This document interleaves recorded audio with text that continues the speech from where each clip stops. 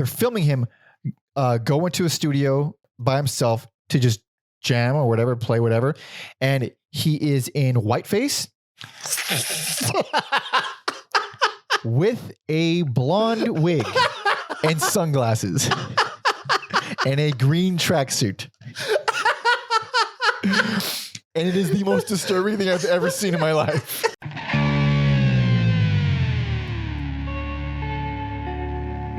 Welcome to Every Album Ever with Mike and Alex. My name is Michael Mansour, and I'm joined, as always, by my trusty, handy, fun co-host, Alexander Volch. Say hello. Hello. This is coming off Japanese WrestleMania, Wrestle Kingdom. So I'm... Is that real? Yeah. It sounds like you made it up. I can't believe it's real. No, Wrestle Kingdom. All right. This is Every Album Ever, the podcast. We listen to every single album in the world, one artist at a time. That's a whole new discography per episode. And today, we'll be discussing every album by... I should say, I will be discussing every album by Bad Brains. Yeah! That's a perfect HR. Thank you. From where I'm sitting. I'm trying to not be loud, and it's impossible to not be loud. We're in a garage. We got to be quiet in here. You're right. You know what? Fuck everybody else. You're right. Bad Brains, this was the winner of our second poll that took us 6 months to do an episode on because, let's be honest, this is going to be a long episode, and if you're watching this, you can probably see that I'm guessing 2 hours. Mm-hmm. Bad Brains. So our Patreon members, our lovely patronizers who support us and give us everything that we need, they vote. You get to vote on polls, and this is one of them. I forgot who it beat. I think it beat someone I wanted to win more, even though this is really one of my favorite bands of all time and has been since I was a kid. But also, you've been dreading this. I've also been dreading it, and we're going to talk all about it. All right. Bad Brains. The few bands I have more to say about. This one goes so deep into my childhood. But I was single digits when I discovered the Bad Brains, and they have been with me for a very long time. Does that mean I like everything they do? No, it doesn't mean I don't like. That doesn't mean I like everything they do. In fact, there's so much about them that I hate, even though I love them so much. I don't know anything about your experience. Have you heard anything at all? Yes. Okay. Come on. I'm just asking. I know some things like you. I look like someone who listened to DRI, but I didn't before the podcast. Fair enough. Yeah. So yeah, I've heard three to four albums. Sounds all right. Usually it's the three that people have heard. It's not the three you're thinking of. That's insane to me that it's not the three, because there really is the three. There's nine total, but there really is the three. Yes. And yeah, they got the classic. They're classics. They're beloved. Yep. I love them. Mike loves them. Yep. You probably love them. And then there's a lot of stuff in the middle at the end that's all over the map. And that's why we do this stupid podcast, so we can talk, so someone can talk about them. Honestly, it wasn't fun, but I wasn't as miserable as I thought I was going to be. Same. And in fact, even the stuff that I really didn't like, I found myself enjoying the experience of it because I started doing deep dives into the history of the band at the time, and it is some sad, dark stuff. I watched the documentary on HR. What's it called? Finding Joseph I. I didn't even know there was a.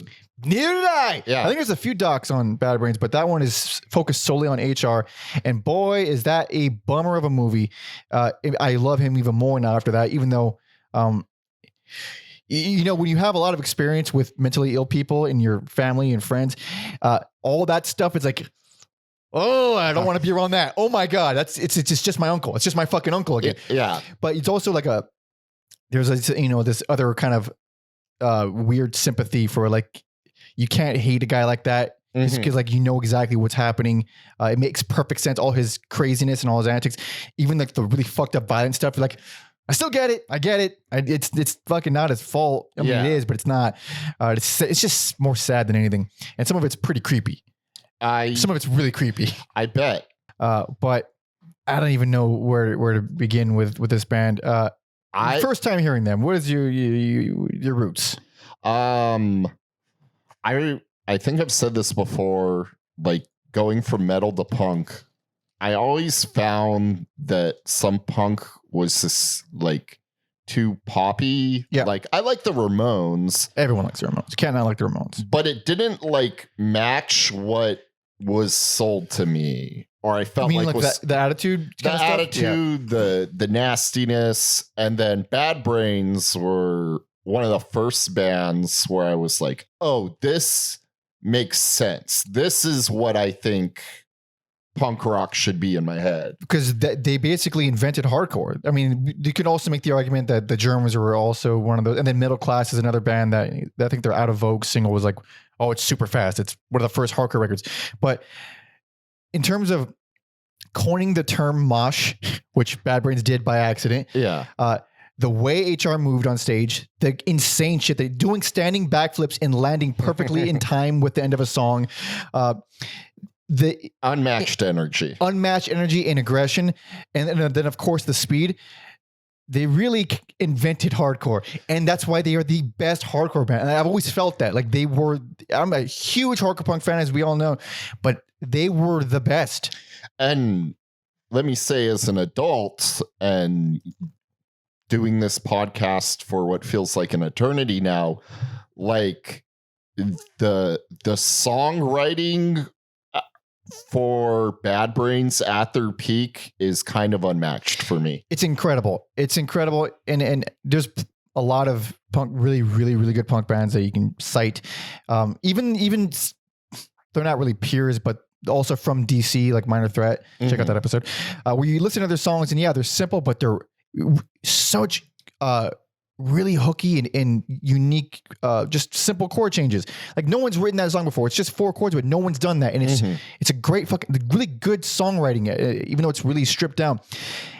Even something as good as a Minor Threat, it's like still wasn't Bad Brains. Bad Brains just had everything. Bad Brains compared to like Minor Threat. Minor Threat's is like aggression to me. Bad Brains, you get the aggression with moments of creativity, and not that like Minor Threat isn't creative, right? But you're sitting there listening to these riffs, and you're just like, there's a maturity to them. Well, they were older for one, and they're all accomplished musicians. They're all insanely talented. Yeah, I didn't know they had like a fusion jazz background. Yeah, they were all like really, really good. And I don't remember what doc it was. It might have been the American Hardcore doc, where Ian Mackay was like, I don't know if he was there. They were hanging out with them. That's the whole point. I don't know exactly what it was, but obviously the Minor Threat kids are super young, and they're like, these are our fucking idols. Like, oh my God. So they're jamming out or something. And they're like, it fucking sounds shitty. It's shitty amp, whatever, shitty. And then fucking Darryl and Dr. No, they take the instruments and they make it sound amazing because they're just incredible musicians. So they can, it's like, oh, it wasn't the instruments, it was the musicians. Because that's what it was. Because they were just better than everyone. They're full on shredders. Yeah. And then you couple that with actual good songwriting, and then you couple that with the most insane and I dare say inspiring frontman ever. Just the personality of it is just unlike, and it created the whole scene essentially. Yeah. And it is funny that the album cover is lightning, because in a way it was like lightning in a bottle, and then it was over. Like it was over and over again. It was over a million times. Yeah. It kept starting and stopping, and it's all 100% because of HR. Yeah. Every single time it was because of HR and his mental illness and his unpredictability and his eccentricities. There's so much shit where he would just like completely tank a record deal, and on purpose. He'd be like, I don't trust him. Fuck him. Yeah. And that was it. And that was it. And that just kept happening until like they eventually got their first big label when he quit the band. It's like that's when it happened, is when he wasn't there. And then there's all kinds of drama that happened in between that. We'll get into all that. But I discovered old Bad Brains at the ripe age of 9 years old. Really kind of poetically, I was in Liverpool visiting family, which is where HR was born, when I found them on Matt Hoppin's Pro BMX. Hell yeah. They also had like Agent Orange on there. I had a bunch of other punk bands that I heard for the first time. But I got into Agent Orange maybe when I was like 11 or 12, I think 11. But Bad Brains happened immediately. That's the one where like we heard the song Band DC, and we're like, oh, we're all into this now. Yeah. Like this is just what it's gonna be like. And God damn, I mean, even for like a few years, I thought, I was like, man, I don't remember white guys sounding this cool, and I was right. They never. It's true. They were definitely not sound that cool. Never did. But yeah, so I've been a fan for a long time, and so many of these albums I deliberately didn't listen to because, well, if you heard the podcast, you already know this. But if you haven't, I hate reggae. All right, I don't like reggae. I don't. Never really liked reggae, and I especially don't now. And there is, I mean, that is half of the band is just reggae songs, and that's always what it's been. Yes. Yeah, I think much like their punk rock songs. Well, no, that's not true. I was surprised by some things towards the end, and I'll get into that. But I would agree they probably lean into that too hard at a certain, and that like is a certain point. Once again, because of HR, he got real into Rastafarianism. Is that the right word? Rastafarianism. But yeah, really involved in that, and at various points, many times, he only wanted to play reggae, and it was Dr. No and Darryl who wanted to play rock, and that was it's a constant point of contention. And we got, so as a result, we got a lot of reggae. Just put it that way. But despite that, there is so much to say and so much to gush about. We might as well start a little bit from the history, which we got from our boy Tom Osman, who does all the history for us. He's got one interview with Darryl Jennifer, bassist, from 2021. One interview with Dr. No, aka Gary Miller, guitarist, and that's from 2022. And an interview with HR from 2018. And we're not going to like read any excerpts from it, but I do absolutely have to highlight HR's interview with Mark Prindle from 2006. We've mentioned Mark Prindle in the past. He's a former record reviewer that introduced me to a lot of stuff. But this interview with HR is the funniest and best interview that has ever existed. It is unbelievable. To give a brief synopsis, he gets HR's number, or maybe like his manager or whatever, from someone. So he calls it, but right, like, a few hours before one of their shows. The person who answers says, does he know you're interviewing him? And if he doesn't, you want me to tell him? And he's like, oh, I thought he knew. I don't know. So the person on the phone, he's like, oh, okay. And you can hear them in the background, like telling them. And then he says, okay, well, if you have any questions after the interview, call me back. And then Mark's like, okay. And then the guy was like, you're probably going to want to call me back. Yeah. He's like, okay. So he fucking talked to him for like 3 minutes. And within the first minute, HR puts him on hold for 1.5 minutes, answers none of his questions, asks him if he wants to be put on the guest list. And he's like, oh, I'm actually calling from a different state. Yeah. And then hangs up on him. It's the fucking greatest thing. It's all in text, but you can really hear it, even though you're just reading it. It's such a great interview. Yeah. MarkPrindle.com. Check that out. It's so fucking good. But anyway, okay, yeah. Back to the band history. Yeah, of course, the main lineup: Dr. No, aka Gary Miller on guitars and some keyboards, Darryl Jennifer bass, Earl Hudson on drums, the younger brother of HR's Paul Hudson on vocals, and there will be a couple different drummers and a handful of different vocalists, but only recorded with one. The others are kind of interesting. I mean, well, there's one name that stands out that we'll get to for sure, but. Overall, they broke up many times but right now they're still touring. Damn, I didn't know that. It is crazy. I mean, it's kind of sporadic. It's all based around HR's health and stuff, and whatever he's like comfortable with.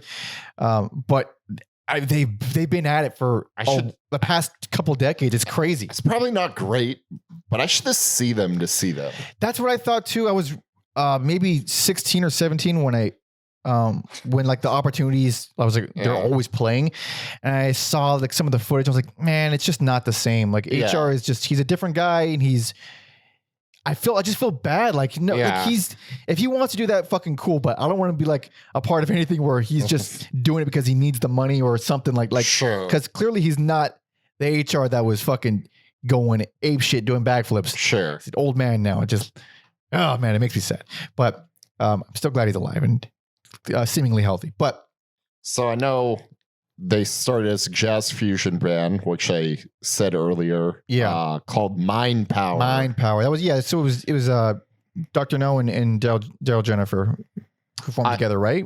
Just them two? I believe so. I like that name. It sounds almost like a super villain or Dr. No? Mind Power. Oh, Mind Power. Yeah. I was going to say, like, Darryl Jennifer is not a great super villain name. I'm surprised. No, he's not. I was also surprised to learn they liked Mahavishnu, which this is a crazy band to me. So, oh yeah, if anyone, that is a good band. Yeah, cites Mahavishnu as an influence. I'm always good sign. It's a good sign. Yes. Hell yeah. The name Dr. No, which I actually never even knew where the name came from. I always just thought, because there's also the band Dr. No, spelled exactly the same, from Oxnard. And I just assumed they took their name from Gary. I always thought Gary's was a play on the James Bond movie. That's what it seemed like, but apparently he was going to go to college to be a doctor. He wanted to be a doctor.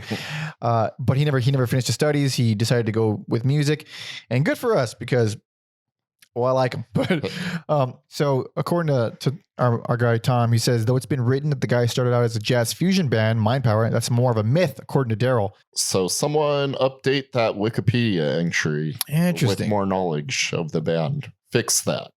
So although they were quote unquote fluent in jazz fusion, Darryl said they only actually had one jazz fusion song. So Mind Power wasn't even jazz fusion. It was just whatever the fuck it was. Yeah.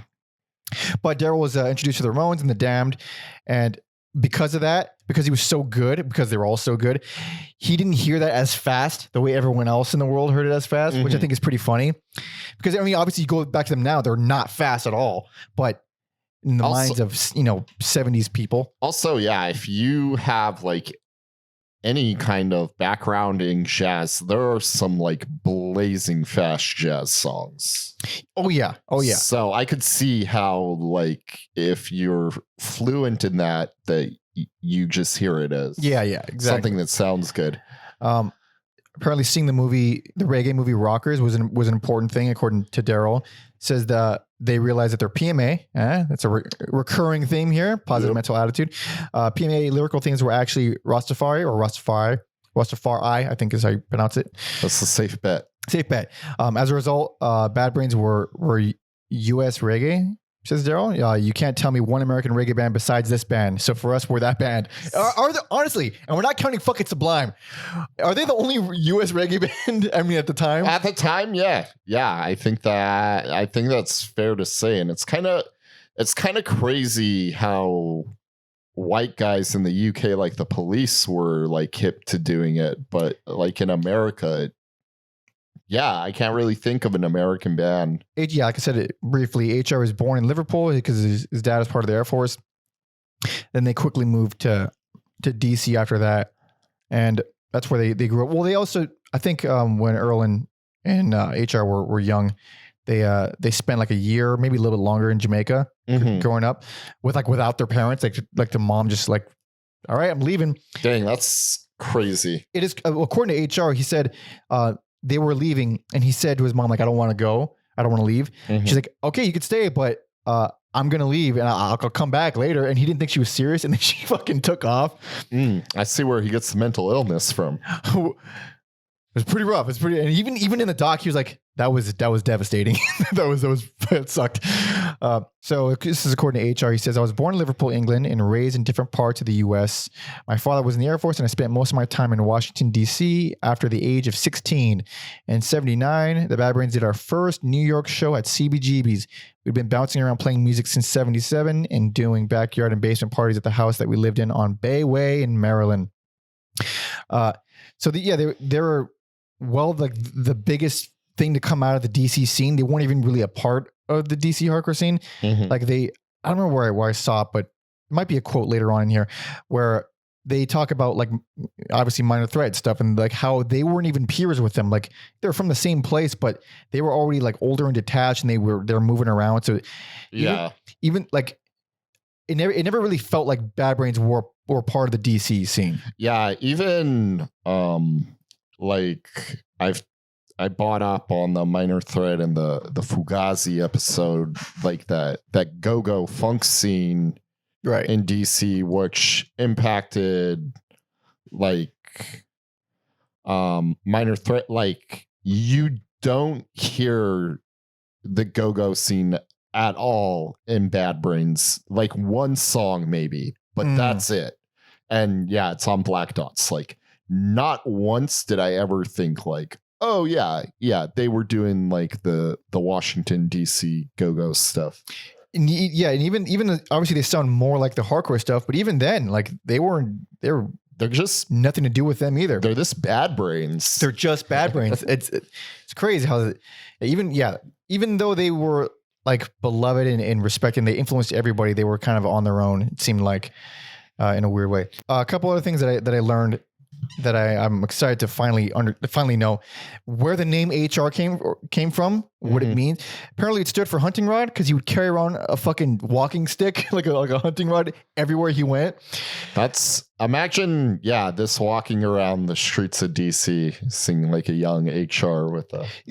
and not only that, he was like, first of all, he was like a really charismatic dude, really good looking, jacked, fucking shredded. Like really good with ladies, really athletic. Like he, I forgot where it was. It might've been in DC, honestly, where, they wanted him to start like trying to practice for the Olympics for his diving. Cause he was like a really good diver, obviously doing the backflips and all that shit. But I think his mom, said no, or they were moving or something like that. But yeah, so he was just really like already eccentric dude who stood out, and then you add that in with his stage shit, and it's like, oh man, wow. Then of course later on, the HR started to stand for human rights for one of his reggae bands, and then it's just a whole Rastafari thing where the human rights is like a recurring theme. So HR is HR, and then also which I just learned, most people just call him Joe or Joseph because of the whole, it's more Rastafarianism stuff where. He was born in February, and February is the month of Joseph. So he started calling himself, Israel Joseph, which is a coincidence because we got a singer named Israel Joseph I. It's just it's all confusing. Guess who else wants to be called Joseph because he was born in February now? This guy. All right, Joe. Hey, no. Joey. listen, Joe. All right. They released in 1980 the Pay to Come single.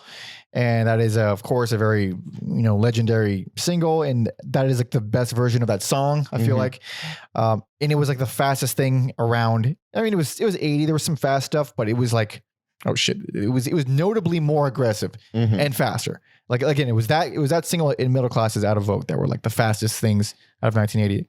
Although Middle Class might have been earlier. You know what? I'm going to find out right now.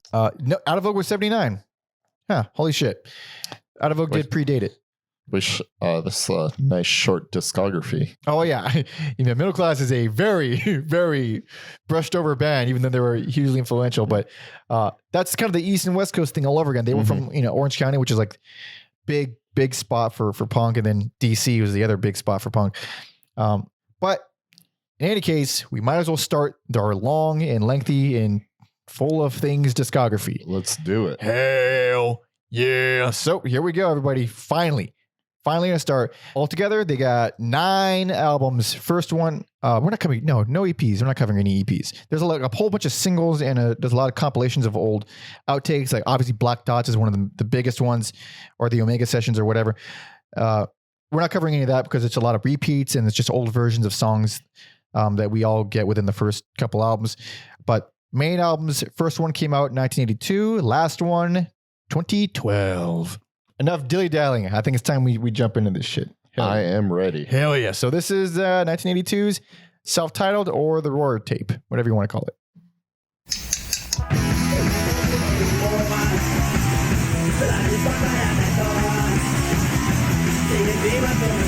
Turn it up one. One more. Yeah. This still, you don't get those kind of like harmonies in a lot of like hardcore. Extremely melodic vocals that are insane. Yes. It's pretty and brutal. Not brutal, but aggressive. Oh, I love those songs.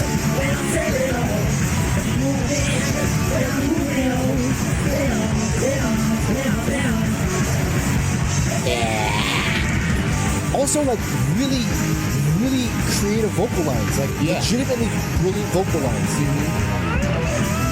And then a great guitar solo. Sloppy, sure. But it fits. It fits. It's not uncharacteristic.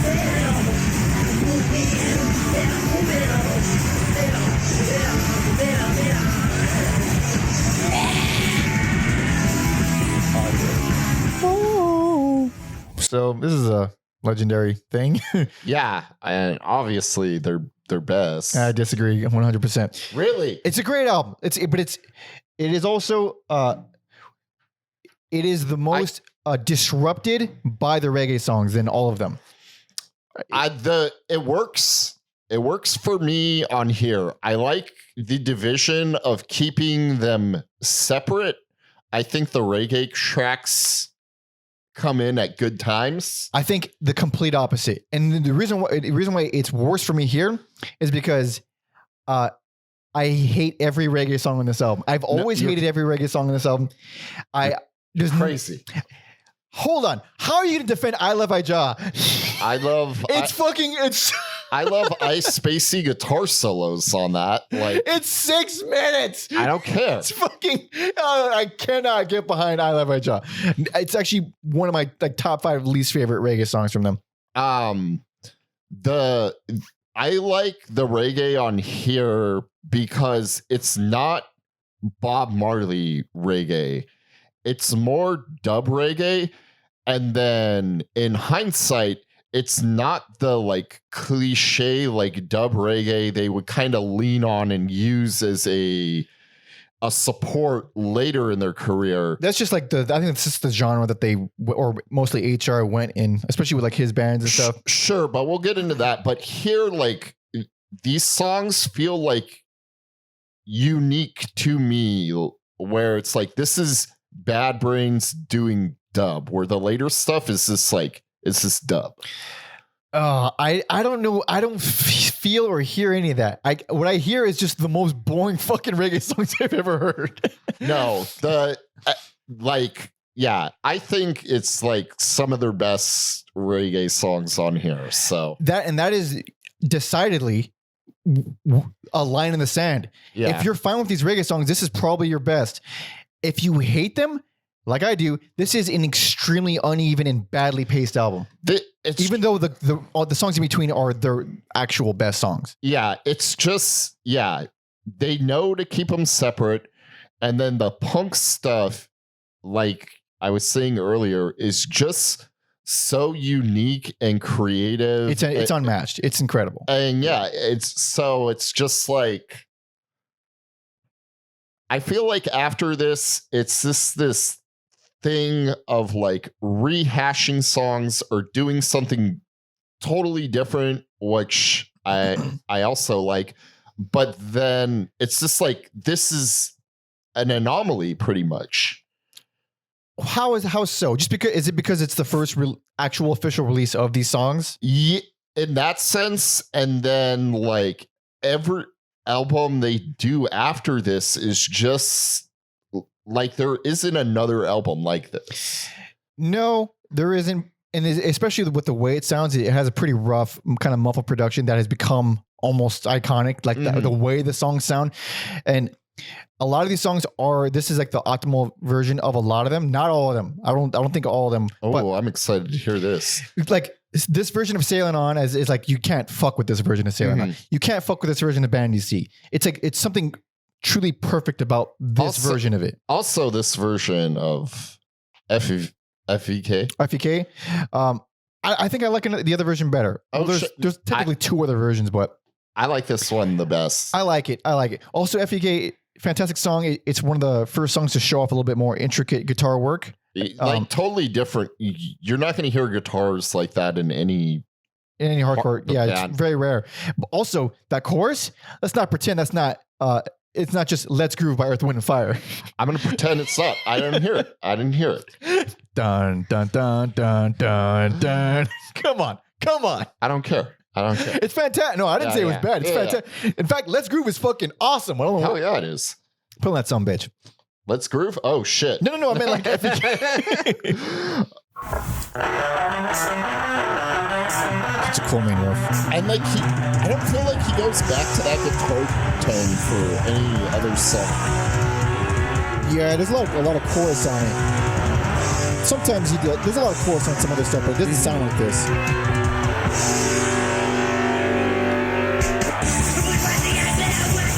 Oh, I love his voice so much.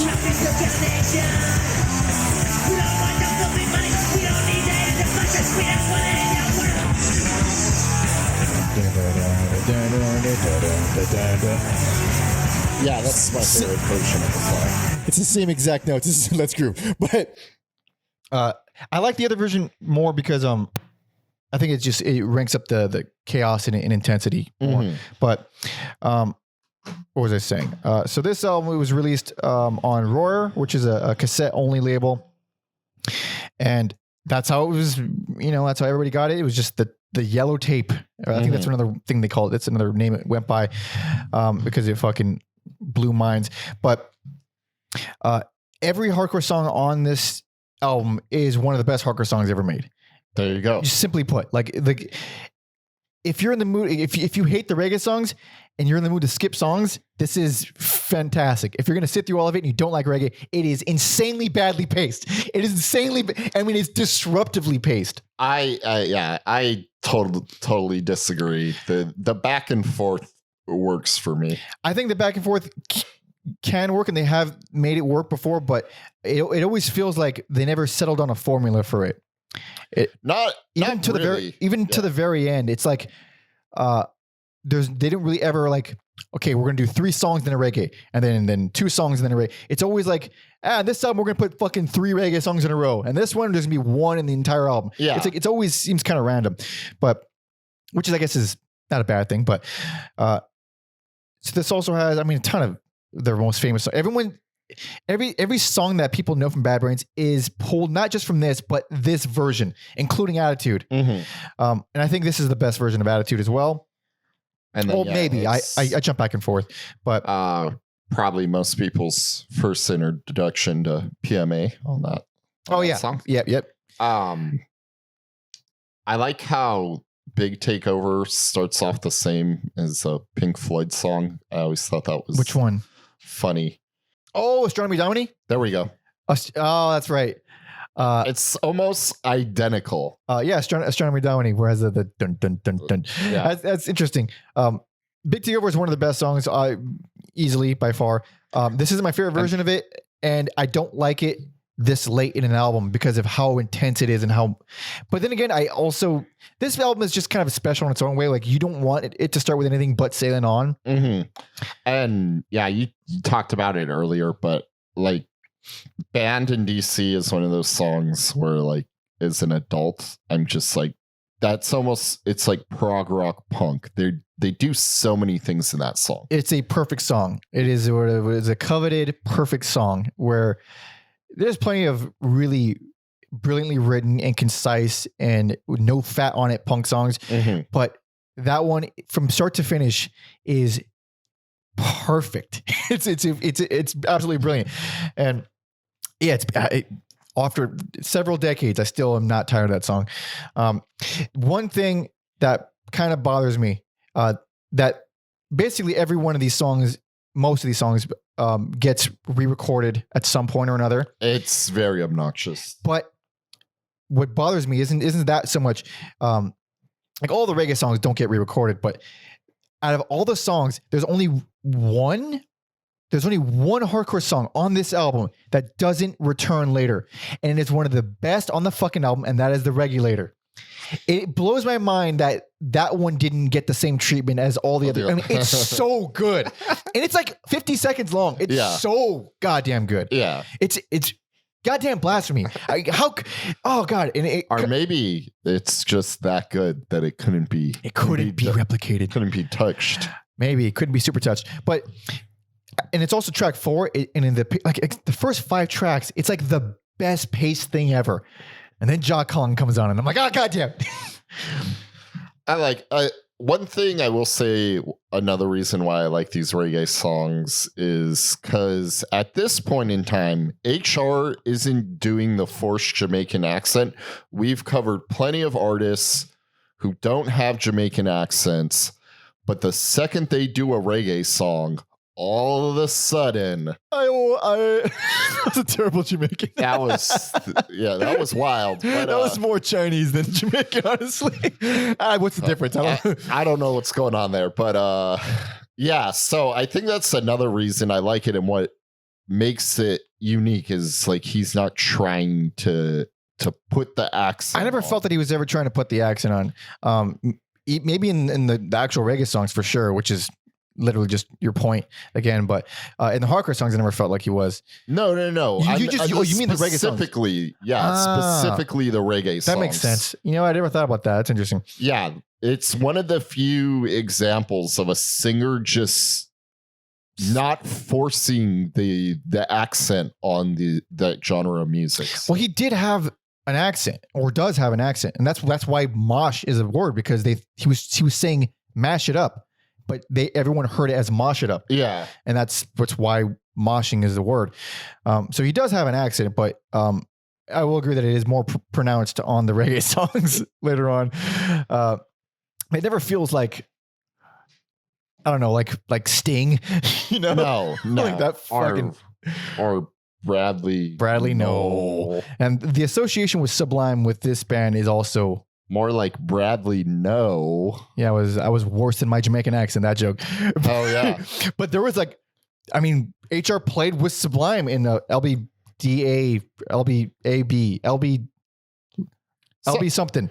Probably somewhere in Long Beach. Let's just call it Long Beach. Call it a day. I think it's LBDA, Long Beach something All-Stars or something like that. Oh, that's right.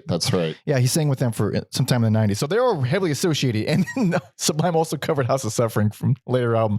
Of course they did. Of course they did. But so on here they have this version of Pay to Come, which is not the single version, obviously. It's it's a much more chaotic, faster, hardcore version. So our boy Tom said, tracks like Pay to Come became so fast, according to Darryl, because of young bands that would open for Bad Brains trying to be faster than them. Darryl says it was really slow at first, but by the time it got popular, it was moving a mile a minute. I mean, you can't, you're not going to top the top dogs, dude. No. Especially when they can actually play. Like, they're a lot better than you, like, technically. Yeah, you don't stand a chance. This is kind of what I was saying earlier about them in the hardcore DC scene. Tom said, though the band was hugely influential in the hardcore DC scene, the band quickly found themselves to be spiritually distanced from the bands they were influencing. Darryl says, I wasn't living it. That's why I don't know a lot of music from a lot of my peers, like Ian MacKaye from Minor Threat and Fugazi and all that stuff. I don't know their music because it came after I stopped being on the scene. And yeah, you can kind of hear it. It doesn't really feel like DC hardcore. DC hardcore has kind of feel to it. Mm-hmm. At least the early stuff. I never really got so much into the later stuff, but yeah, legendary album. It's the one that you see every cool person in LA wearing a t-shirt of. This every cool person. I don't know. Regardless of where you're from. I put cool in quotation marks. Yeah. Because it's people that, they don't fucking know the bad. God damn it. I saw the other day, I saw like a child wearing a Nirvana shirt. Yeah. And I was just like, well, Kurt Cobain died for a reason. That's why he died. I'm not saying that kid didn't like Nirvana. It was just like, I liked Nirvana at a young age, but if I saw me wearing that shirt as a kid, I'd be like, what the fuck you doing, kid? It's just a surreal experience. I'm going to leave it at that. It's odd. I mean, it's no longer extreme. That's what happens when things become accepted. Nirvana was extreme at a certain point, or maybe not extreme, but extreme enough. Not so much anymore. I mean, Guns N' Roses shirts are sold at kiosks at strip malls. Like, I got a lot of feelings about Guns N' Roses. I don't. I have very few feelings about them. Honestly. They're not good. Yeah, I'm not a huge fan. The classic stuff is fine, but it's time for a different day. That's a time for a different day. That's what I just said. You are just tongue-tied today. Fucking who cares, dude? We're listening to reggae today, all right? We're doing all dub. Openly reggae today. Hell yeah. So Alex's best, And of course, it's an important album. You have to hear it. I mean, you probably heard some of it. And if you like reggae, if you like dub reggae, you probably won't hate those tracks as much as me, and you probably won't be skipping around as much as I do. Is this Mike really? I don't know. I don't think so. A lot of people feel the fucking same. It's a really disruptive pacing of this album. They're really not great reggae songs. This is news to me. This is news to me. I think so. You can feel free to prove me wrong. I don't. It's cool. Just go ahead. Let Mike know in the comments. Go ahead. Breaking news: Manscaped is now selling beard products. That's right. They are once again revolutionizing men's grooming with the brand new Beard Hedger Pro Kit. From a beard trim to a fresh shave, the technology behind the Beard Hedger Pro Kit allows you to shape your signature beard look. Now you can finally use Manscaped products to make your drapes match your carpet by going to manscaped.com and using code EAE for 20% off and free shipping. Now, personally, I can't grow a beard. All right, it's just the way it is. I have no control over that. It's the way God fucked me up. But Alex does have a beard, and I'm sure many of you do as well, considering that most of our listeners are overweight, bearded men. That's probably presumptuous, but how wrong am I? Honestly, you got a fucking beard. It's time to tame your mane. No one likes a weird beard. Not entirely true. Dave Navarro's got some weird fucking facial hair, right? Go check out that Jane's Addiction episode. So say goodbye to all your stubble trouble with Manscaped's Pro Beard Kit. It all starts with the Beard Hedger. This thing is a juggernaut of fixing faces. Well, as much as it can be. I mean, what you got is what you got. If you got a fucked up face, a beard can really, really help. And this is going to help your beard. First off, this cordless trimmer has a rotary wheel that gives you 20 hair cutting lengths, all with one guard. So no more messy drawers full of extra add-ons. That's right. Face grooming doesn't need to be hard. Get 20 different beard lengths in just one guard. That's actually insanely convenient. That's a lot of lengths. I might just use this fucking thing on my balls. Plus it's waterproof, so you can shave in the shower to avoid all that hair in the sink. I'm sure you've had plenty of practice with shaving your nuts in there too. The titanium coated T-blade is tough on hair, but smooth on your face, leading to single stroke efficiency that brings satisfaction one stroke at a time. Ayo. Pro Kit doesn't end there though. They have crafted 4 dermatologist tested formulations for your post-trim care. First, there's the beard shampoo and conditioner. You need to remember all your hair is different. Okay? Your beard hair is more coarse and easier to damage than the hair on your head. That's why the kit has made shampoo and conditioner specially designed to moisturize, reduce ingrown hairs, replace natural oils, and promote beard health. Next, the kit has Manscaped's beard oil, an essential piece for your main facial accessory. No one wants a guy whose beard is brittle and dry or patchy. The oil relieves dryness both on the beard and the skin beneath while adding a little shimmer and shine, making you look extra fine. Cap off the kit with a beard balm, a pomade that shapes, styles, moisturizes, and tames for a sculpted look to attract any fallows or dames. The Pro Beard Kit also comes with 3 free gifts, a beard brush, comb, and scissors to ensure your beard is ready to impress. So get 20% off and free shipping with code EAE at manscaped.com. That's 20% off with free shipping at manscaped.com using the code EAE. Manscaped Beard Hedger, 1 stroke, 1 guard, 20 lengths. That's a whole bunch of shit for your face. Do it, get it. And by the way, if you don't got a beard, just like me, old clean shaven Mike, then fuck with the Lawnmower 4.0 and shave your balls. All right. Let's just get it in there. All right. Okay. All right. Back to the show. But we got plenty more. Yes. And this next one is their first album. They got fucking Rick Ocasek from the Cars to be a part of this and produce this. And there's a lot of confusion with this. There are 2 different versions. Most people don't know this, I don't think. You didn't know this, right? Okay. I did know it. I remember my friends telling me when I was younger, but I hadn't revisited in so long that at the time I thought it was just a track order issue. Then you informed me and we'll get into it. There's a huge problem with this next album. There's 2 different versions.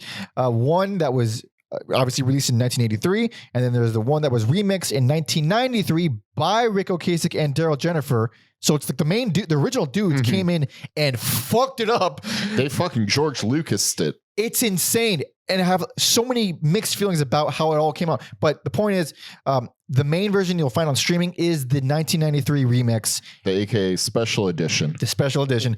It's the version you'll get on CD. It's every reissue. It is the only version you can find, basically. they've never like put out the original. They locked it in like the Disney vault. Pretty much. In the original, which is really, really different. That one, you could find it on Bad Brains' official YouTube channel. They have a playlist. I would think if it's on there, I don't know. Feel like they should have. I don't know what the actual technical or the legalities of it. I don't know who owns the rights or if they literally can't reissue it. I don't know what the deal it is, but we're going to get into it. It's on their YouTube channel, except one track is fucked up on their playlist. I think it's the Meek is fucked up. So you still have to seek out like of the real version of that song. You got to search around. It's a pain in the ass. But right now we're going to play the opening track from the original 1983 version. This is 1983's Rock for Light.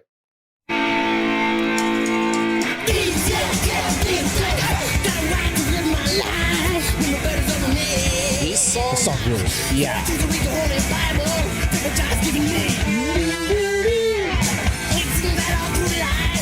I hate that these songs are like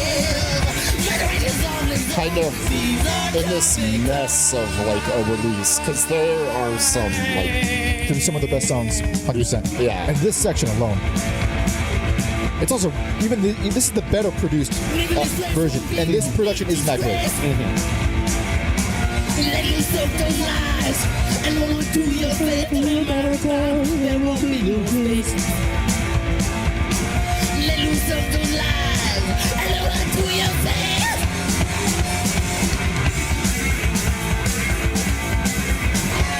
You know, as much as I love this song, I don't love it as an opener. Maybe they got that right on one of the few things they got right. So that's moving that around. So that's the opener for the original, and then in the remix, they open with a different song. The best opener for this album, and they did nail this. And let's that is Big Takeover. Already, this is how you open an album.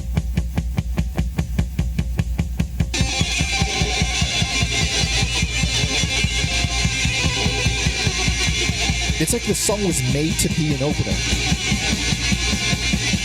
Yeah. Pink Floyd knew that. They sure did. Yeah.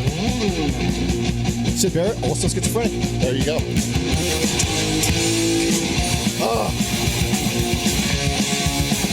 This is one of the best punk songs of all fucking time. Oh my god. No one there to sell that tower. When nobody could clean, was not even to clear the water. To another 96 years. Take over, yeah. Take over,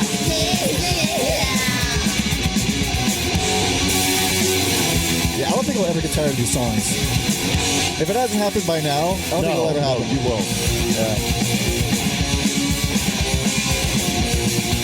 All right, I'm just gonna end up fucking not wanting to turn it off.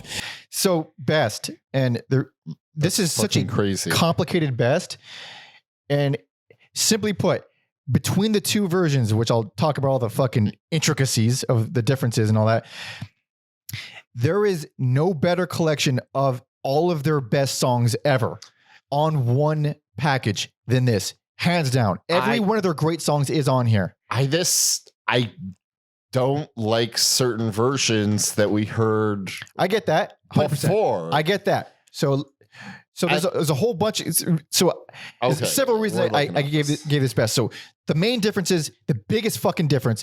The 1993 remix, it is, in addition to it being drowned in reverb and the bass completely neutered and cut out, which is weird because Darryl Jennifer was one of the guys who worked on it.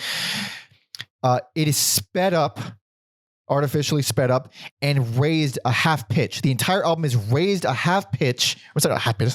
A half step in pitch. It is raised a half step and it's sped up. So HR sounds even crazier and weirdly like weaselly in some spots.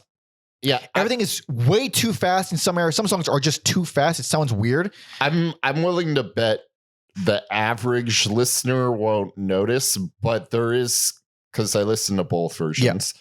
There is, like, to me, I could feel like it feels artificial to me. It feels wrong. Anybody who's heard the original and then heard this one, or the reissue, it's like, oh yeah, it's there's no question. The original sounds so much better. And it does. It sounds infinitely better. It sounds so much better. It's ridiculous.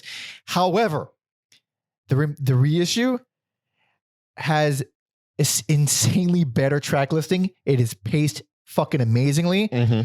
And it adds the original version doesn't have the songs I or Super Touch. Okay. And the reissue threw them on there. I guess they were recorded for the session, but just not included on the album. Yeah. And both of those songs were on the first album, of course. Mm-hmm. But they're two incredible songs, especially I is one of the fucking best Bad Brains songs ever. It's dirty. It's filthy. It's great. So good. And the fact that it was left off of the original is kind of fucking ridiculous. I don't even understand it, but it's on the reissue. So while the reissue sounds weird and bad, it's fucking incredible. Like opening it with the big takeover is you're already on my good side. Yeah. But real quick, did they put out the original in 2021? Did they? Well, look at that. Well, where is it then? Because we couldn't find it streaming. You know what? Let's look for it right now. So the original version is not streaming, but you can purchase the vinyl from Bad Brains. Is that how they did it? Yeah. Holy shit. So in 2021, they started doing that. Yes. So that's fucking cool. But also like now I really feel like there's some make iffiness. it streaming.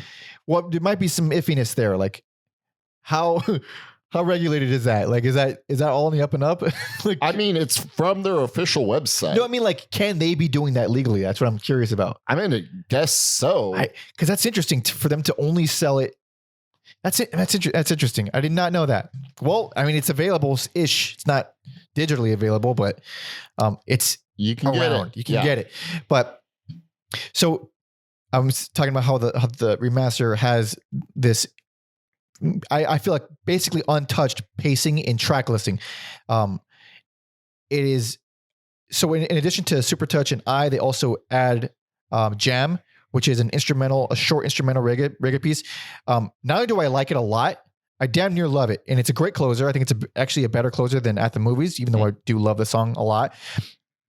The one of the biggest reasons why I fucking love this pacing and I love this track listing. They somehow, according to my tastes, in my hating reggae brain, they ordered, not only does this have like some of their, unquestionably their best reggae songs on here, they ordered them on the track listing from best to worst. I Survive, not only is it, not only do I feel it is their best reggae song, I love it. It's been one of my favorite maybe songs of all time since I was a kid. Goddamn. I love I Survive.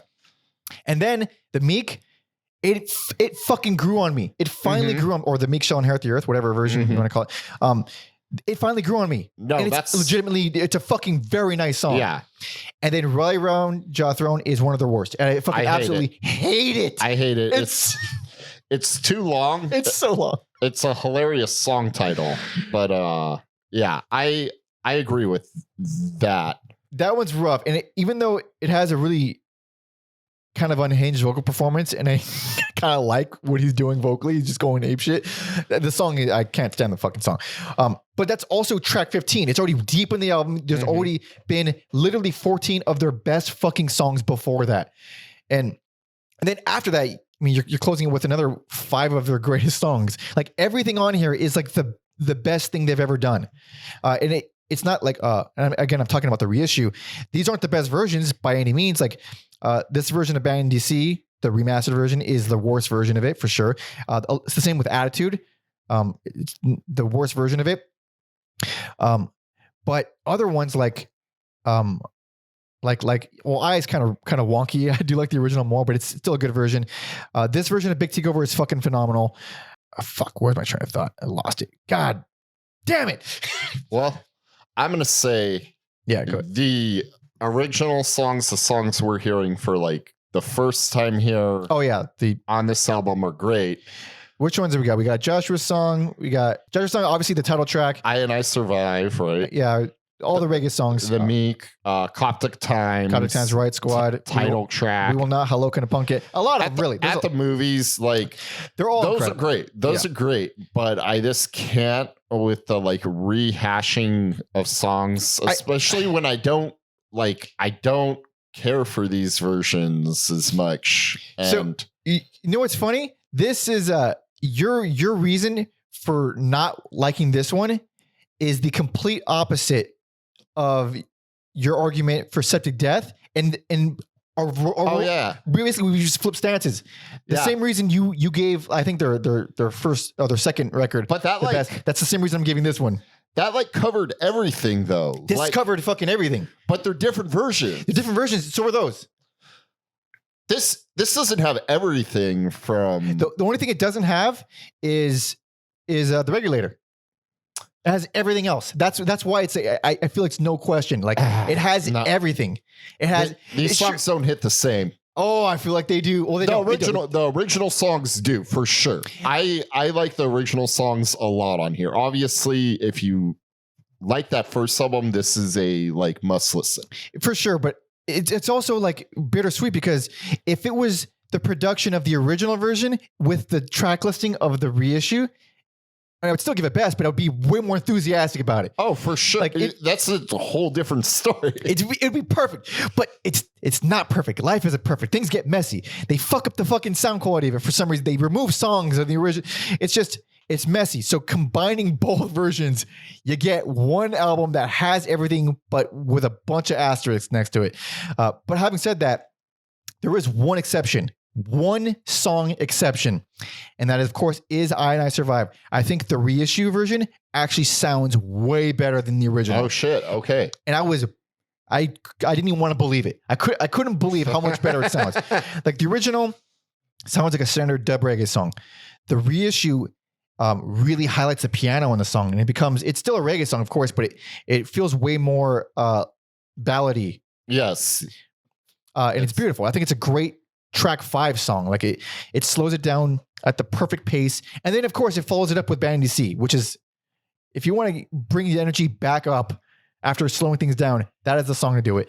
I don't know. I fucking love it. And I of course I've heard the reissue way more times growing up because that's the only version I knew existed. Mm-hmm. So I am a bit partial to like this track listing in general, but the original version is also very good. And of course, it sounds way better. It just HR's vocal performance on the original version of this album, I think, is probably my favorite of his, period. Mm-hmm. It's like the perfect level of intensity and singiness of it, which is not even a word. And then the speed. Like the speed is perfect. It's way faster than the first album, but it's not artificially fast like the fucking remix. It's like perfect. It exactly encapsulates this, right before they broke up for the first time, like this perfect era of them. But it's not, it's just the execution is just all fucked up. Either way, it's still the fucking best. Still the fucking best. God damn, I love it. I wasn't expecting that. But to go a little bit into the backstory, because we have apparently, we only like talking for hours at a time on this podcast. I think Dr. No said that the beautiful thing when he in terms of working with Rick Ocasek on this one, he says the beautiful thing about us is that we didn't have to really follow a format or anything. We just did what we did, and Rick didn't try to change us. He just told us to be ourselves and to do what we did best. He died on my birthday. He's a beautiful soul. I miss him. God, oh man, damn, that's fucking sad. Damn. What a beautiful bromance between those two. I know. Rick Ocasek would record one more album of theirs later on, and I've learned that I don't like his production style. There you go. I mean, the like songs on here, I don't like the way they sound compared to the way they sound on the first album. The first one had this weird charm to it because it didn't sound good. You can't call that good production. No, but there's a lot of character that I feel like gets stripped away. Yeah, there's way more character in it. It was a very interesting mix. No other album sounds like that album. This one, I think overall I could say generally, that first album has the quality and the character, like you just said, of the songs, and it sounds way better. The performances on Rock for Light, I think, are unmatched. Like the way they went in there and played those songs is significantly better. Way tighter, way faster, way more just intense overall. And it was especially HR, man. Like motherfucker delivers on that album. God damn. But they broke up. And the reason here, I think, I forgot. I forgot. There's just a million fucking reasons. It's just HR being HR. Sure. I think chalk it up to that. Safe to say it's usually HR doing that. But he started putting out solo records around this time as Human Rights. Mm-hmm. He had his own band, and of course, it's all very, very, very reggae. And they got back together. And I forget the actual details of why, but I think they were, or who did it rather. Someone said, can you guys play this show? They offered them a show. HR decided to be on board. And then in preparation for the show, they wrote this next album. That is fucking nuts. Absolutely crazy. And well, there's plenty to talk about. This is still an album that people like to talk about. And we go and talk about it. Hell yeah. Hell yeah. So this is 1986's Eye Against Eye.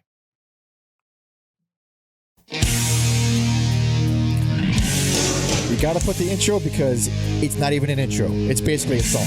Also, it's kind of misleading, but whatever. It's there in the beginning. It's pretty metal, but there is some metal stuff on this album.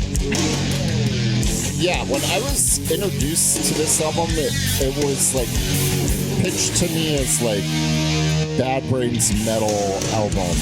But I think it does a lot of interesting things, but I don't know if metal is. It is metal, but it's an oversimplification. Yeah. Because I don't know any metal bands that sound like this. Like, never mind metal. I don't know. Because in 86, this is like thrash era. Yeah. And this is not thrash. No metal band was doing this. It at times has more in common with like The Cure. I think. In couple spots. And even that's stretching a little bit. So this song is actually an old Bad Brains song. I guess this song went way back. And they finally recorded it. Yep. Which is why this song is so unusual compared to the rest. And it is. It's so much punkier than the rest. Also faster. Oh, I love his voice in this song.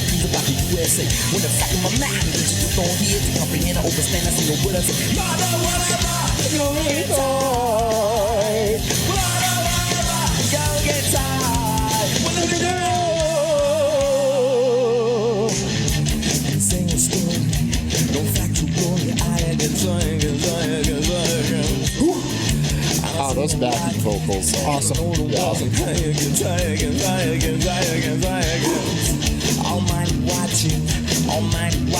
I want to get to his fucking vocal performance on this next section, though. So good. Yeah.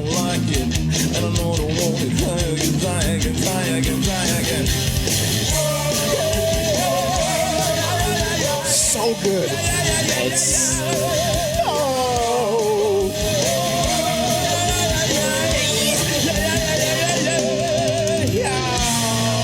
And then the song changes yet again. We're gonna listen to the whole fucking song because this is like a rare song in their entire discography because it just goes from section to section and it doesn't repeat anything. Yeah. Personal favorite. Yeah. I'm ashamed to admit this. Like I listened to it when I was younger and I've neglected it. I haven't listened to it in a long time. And I feel so stupid because now like it feels so unique. Yeah. And it hits differently as an adult. And I don't think younger me could have appreciated it. Like if you're here for like speed and anger, like this isn't exactly it. But if you want to get on board for some like interesting 80s production, it is certainly produced like the 80s. Yeah. And a band that's making some bold choices that I think for the most part pays off. Yeah. Like this is, it's so weird. Like they just, again, and they would never make an album like this. It's like they just do the one thing and then it's over. It's over. So I didn't even mention at the top, I mentioned that I love HR, but I didn't really mention how much I love HR. Like he's literally one of my top 5 favorite singers of all time. Like I've loved HR since I was a kid. He's been like my favorite singer since forever. Yeah. And a lot of it is because of this album. This was my favorite growing up. I have so much fondness for these songs, even though a lot of it I think is dated, is a little dated. A lot of 80s hard rockness and metal to it. I think the like resurgence of some like 80s and synth type music has kind of retroactively made this not quite as dorky, for sure. Yeah, because I remember that was my thoughts about some of the songs when I was younger, and I would listen to it. I thought it was fine, but I didn't have this like fondness that I do now, where I'm just like, God damn, I like really admire like the choices they did, even if for someone personally it didn't pay off. Like this thing is a bold album. And there's really few like it. Like when I first heard, because like I guess the closest thing you can compare it to is like Living Color. And Living Color doesn't sound like this. No. Otherwise, I'd be a much bigger Living Color fan, I bet. Living Color has some good ass songs. Yeah, for sure. But very different thing. The first time I heard these songs, like, wasn't even on this album. It was their live album that came out maybe the following year, or maybe it was 85 that it came out. It's just called Live, I believe. I got that because my brother like threw it at me and he said, buy this or something like that. I was pretty young, and I'd never heard, and a bunch of these songs were on there. Like most of these songs were on it, and I obviously only heard the early stuff. And I was like, I've never heard any, like, these are fucking amazing. This doesn't sound like Bad Brains, but it's like, it's kind of a new band, basically a new band. So when I finally got my hands on the actual album, this was all I listened to for a long, like, I'm going to say maybe 6th and 7th grade, maybe 7th grade. I would have my fucking CD player, my Walkman, and in school, I would just be bumping this like every fucking day. And even though I gushed all about the pacing of the reissue of Rock for Light, I think this is their actual best paced album. I agree. I only have issues with one song. I only have issues with one song as well. Which one's that? The last one. The last one. Return to Heaven. It's the only song I don't like. You could just turn it off. Yeah, and you're done. And you're done. We're just in agreement. Dude, this album is fucking, like, really the way it balances the speed and intensity with legit, like, full ass ballads. It's so well done. Not to mention the most important point out of the entirety of this album. This is the only album without any reggae on it. Oh yeah, the only one. What we're talking about, the vocals and the sound of this, like, I listened to Sacred Love and I'm just like, man, they're like leaning into those flanger vocals, but it like works. Not quite flanger vocals. And I looked it up and it made me love the song even more. As you should. Yeah. Recorded while HR was in prison. So it's him doing it over the phone. And it just, I don't know. It's just a fucking doper song for some reason. It's a better song. It feels way more like a fucked up relationship kind of thing. It does, yeah. Because he's literally calling from jail. But this album was, along with the next one, was produced by Ron St. Germain, and it was his idea to do that. Like, it wasn't even HR's idea. Like, he got it was brilliant move. So they started recording this. HR got in trouble after the recording of this. Like, they were already in the middle of it. At a certain point, I'm like, he gets in trouble a lot. I don't need to. Lots of trouble. This time was for distributing weed, which isn't even a crime in a lot of states these days. Nor should it fucking ever be. But also, at least according to them and according to the doc I watched, it seemed a little bit foul. And I'm going to go ahead and take the side of the two brothers on this one instead of the police, because it seems like a little bit of a fuckery was done by the cops. Oh yeah. I mean, it was also the time period for it. It was perfect time period for it. Like 80s, two black guys. Fuck it. We're going to pin everything on them. I'm a white man who's almost 36. I'm not a narc. So I'm going to go with Bad Brains on this. I think the story was, they found some of his shit, I think, under receipt. It was Earl's car, his brother's car. So Earl had to go to jail too, because it was his car. but they found something under a seat, and then in court they lied and said it was way more, and that they found it like under the e-brake or something. So he definitely did something wrong, but they they fluffed it up. Yeah, and made it bigger than it was. So that happened after they're already recording this, and then he tells Ron St. Germain, he's like, "Oh yeah, I'd love to record this, but I gotta go to jail tomorrow." I was like, what? So then they fucking set it up to where you can record it in jail. I don't think HR. Man. I don't think he wanted to do it, but I mean, you gotta do what you gotta do. Just for that, I mean, I love that it's just for one song. I think like a whole album, it would be too gimmicky, but for sure. That one song, it fucking works. Not to mention the song comes out at a great point in the album. Yes, it's fucking awesome. So let's start talking about some of these songs, because there aren't a lot of songs on here. House of Suffering. Fuck yeah. Fucks. It's just, it's great. It's unique. It's always stuck in my head. You get the 80s production. Yeah. Yeah. It's a seemingly kind of generic main riff, except it's, I don't know what kind of fucking, it's seemingly like a kind of generic main riff, but it does so many weird proggy turns. Mm-hmm. Like after like the second chorus or something, or maybe it's the first chorus, instead of going right back into the verse, it does this weird dun dun dun dun dun dun dun. Like it's just thrown in there just to make it interesting. Not to mention one of HR's fucking greatest performances on that song. Just incredible. Reignition, another one of their fucking best songs ever. It's the remix to Ignition. Oh no, that's a different song.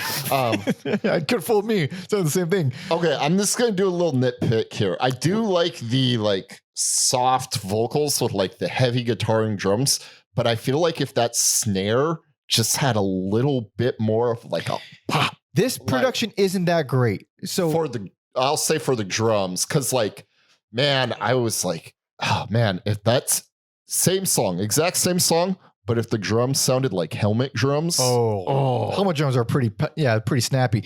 About this production, the main, I mean, the fucking glaring thing is like the reverb all over everything, which was on the last album too, but here it feels more 80s. It feels more of the time. Yeah, and also HR's voice, I think, is mixed up way too loud, even though he sounds awesome. And if he didn't sound awesome, it would be a much bigger problem. Sure, but it is like really distracting when he's like, and it's just louder than everything. It's so cool though how we have these little nitpicks, and we're like, but in spite of all that, so good because the songwriting is so fucking good. So the goofiness comes from the middle chunk of the album, and it starts out with Secret 77, which is what the fuck? What? I don't think that's goofy. I like. You know what I mean? Like in terms of. Not only have they not done anything like that before or after, yeah. What the fuck you even call that? It's like this weird. That's the song. Nighttime driving funky stuff. That's the song where I'm like, all right, were you listening to The Cure? Fair enough. It's fucking very cool. Let Me Help I think is super underrated. Super fucking underrated. Pretty short. It's on the punkier side, but of course not nearly as speedy as the stuff before us. But and then. Fucking Elephant in the Room, She's Calling You. Now, She's Calling You is a song that I loved so much growing up for some reason. And then as I became a little bit older, a young adult, man, this song is super fucking stupid and goofy and dorky. Yeah. And now that's cool. It's fun. Cool. Yeah. Yeah. I dig it. And that's where you get the little bit of the ballad stuff. It's ballad. It's super dancey, very dancey. And then it's so funny. You look at the song titles, you're like, Hired Gun, we'll get out of the ballad stuff, but not quite. I don't love the vocals on that song, but when that song gets real dreamy, that's when that song shines. The intro riff, which it returns to that riff a lot, very dreamy, super melancholy. Put on just that intro. It's absolutely beautiful. Because it's not just the guitar. It's the bass is harmonizing with it in a very interesting way. Very 80s, yeah.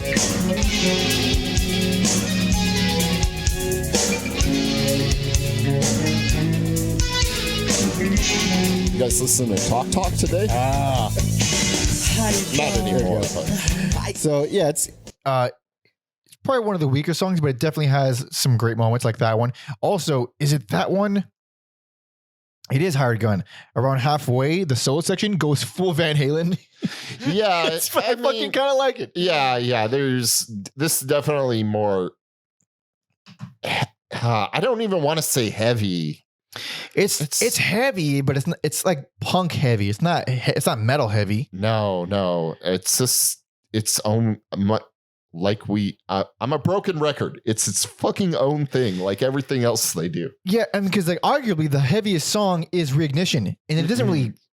It's not like chunky or it doesn't really. It's not really heavy.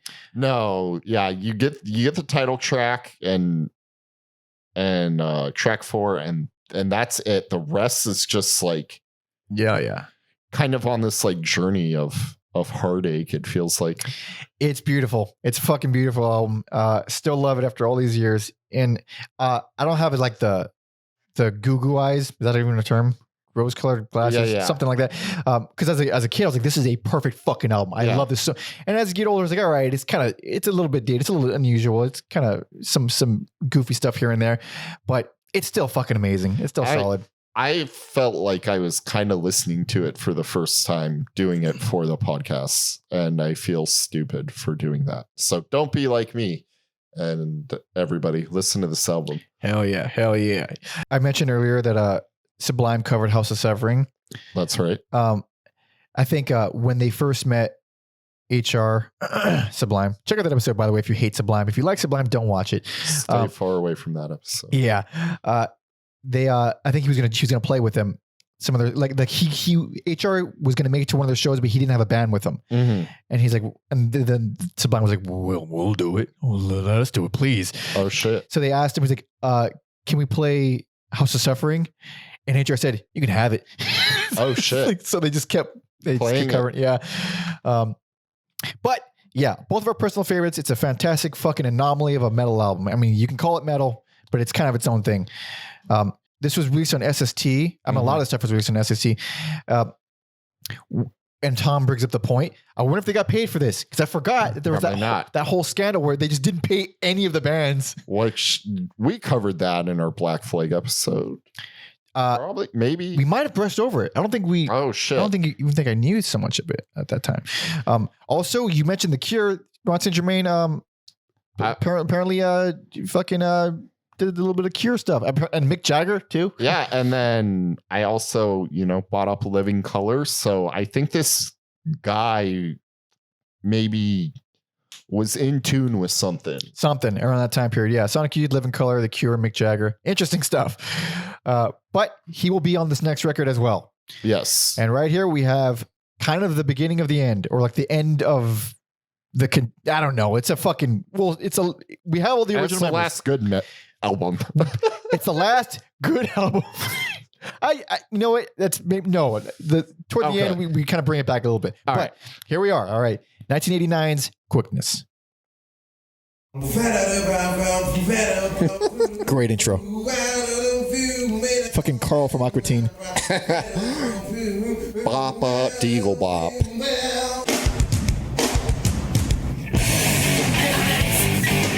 This song rules. Fucking just come out swinging. HR sounds so good on here too. Also, I had not heard this album before. Neither have I. Okay. Yeah. Good. Everything from this point onward, I have never heard it. I heard one album now.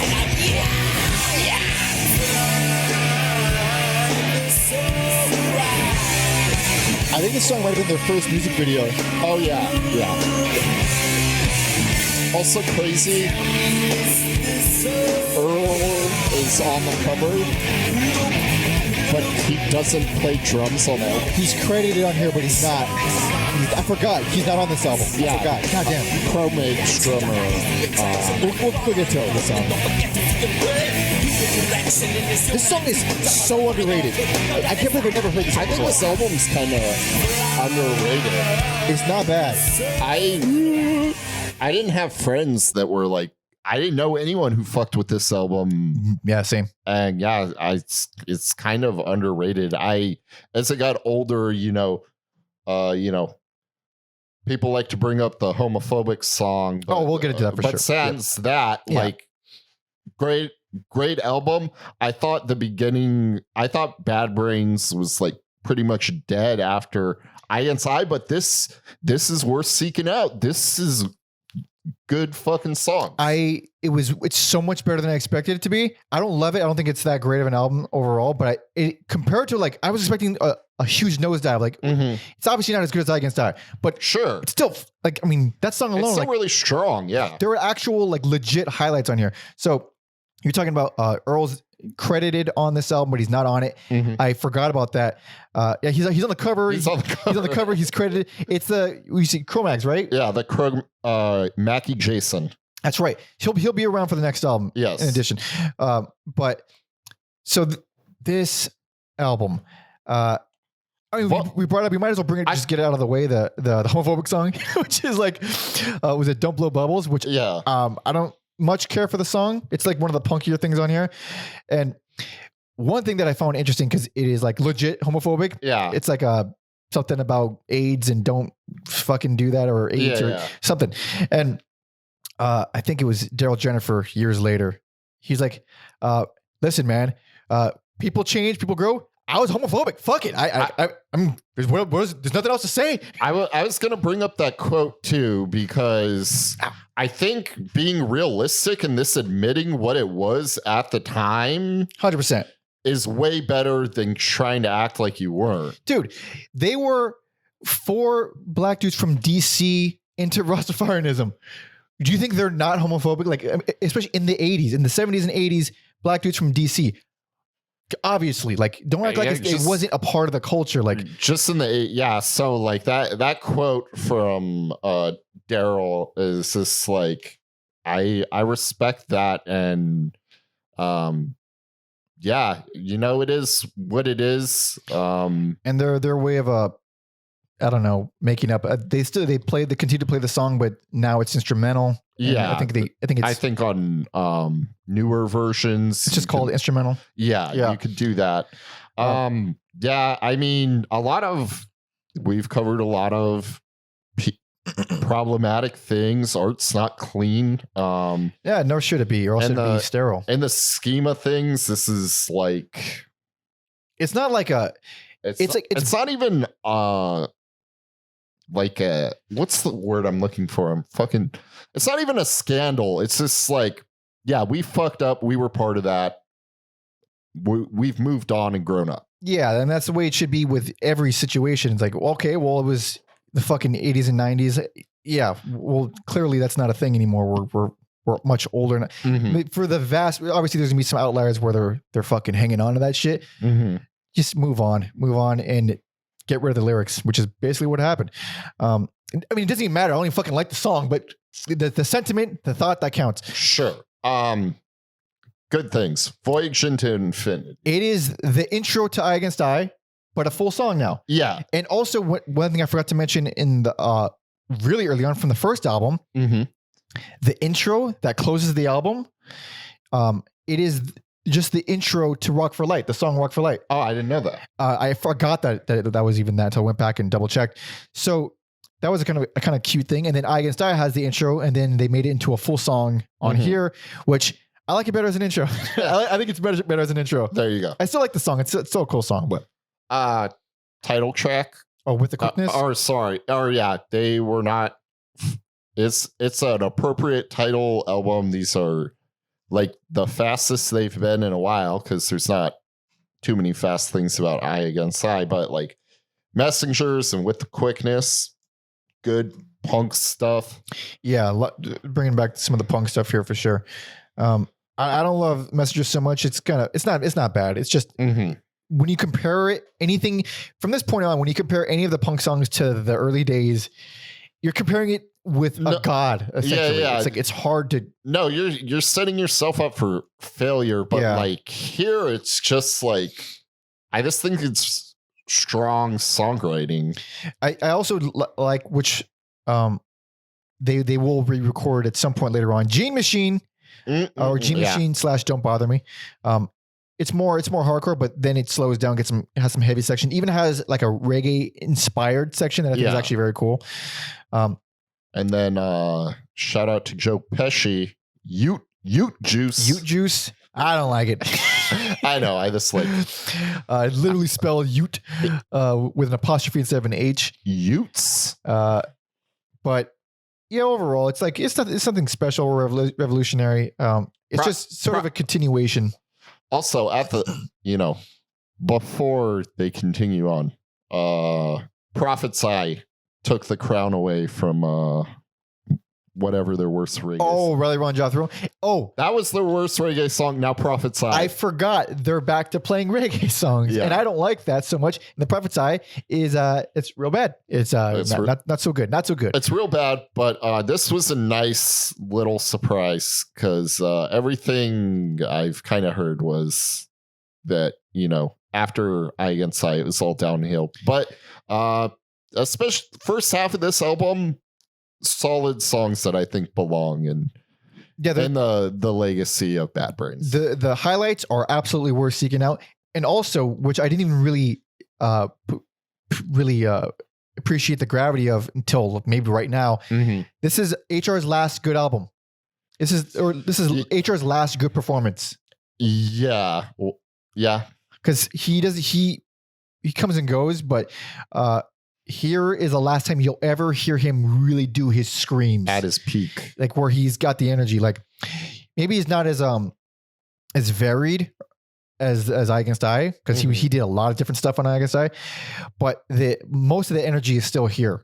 Yes, he still sounds really good. From Onward, Say Goodbye.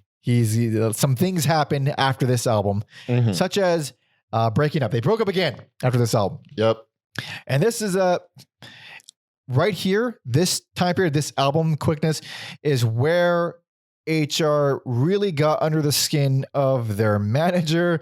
I forget his name. Maybe I'll look it up. But anyway, around this time period, the manager really became unhappy with HR because he straight up just decimated the record deal. I forgot which label it was, but they had a meeting.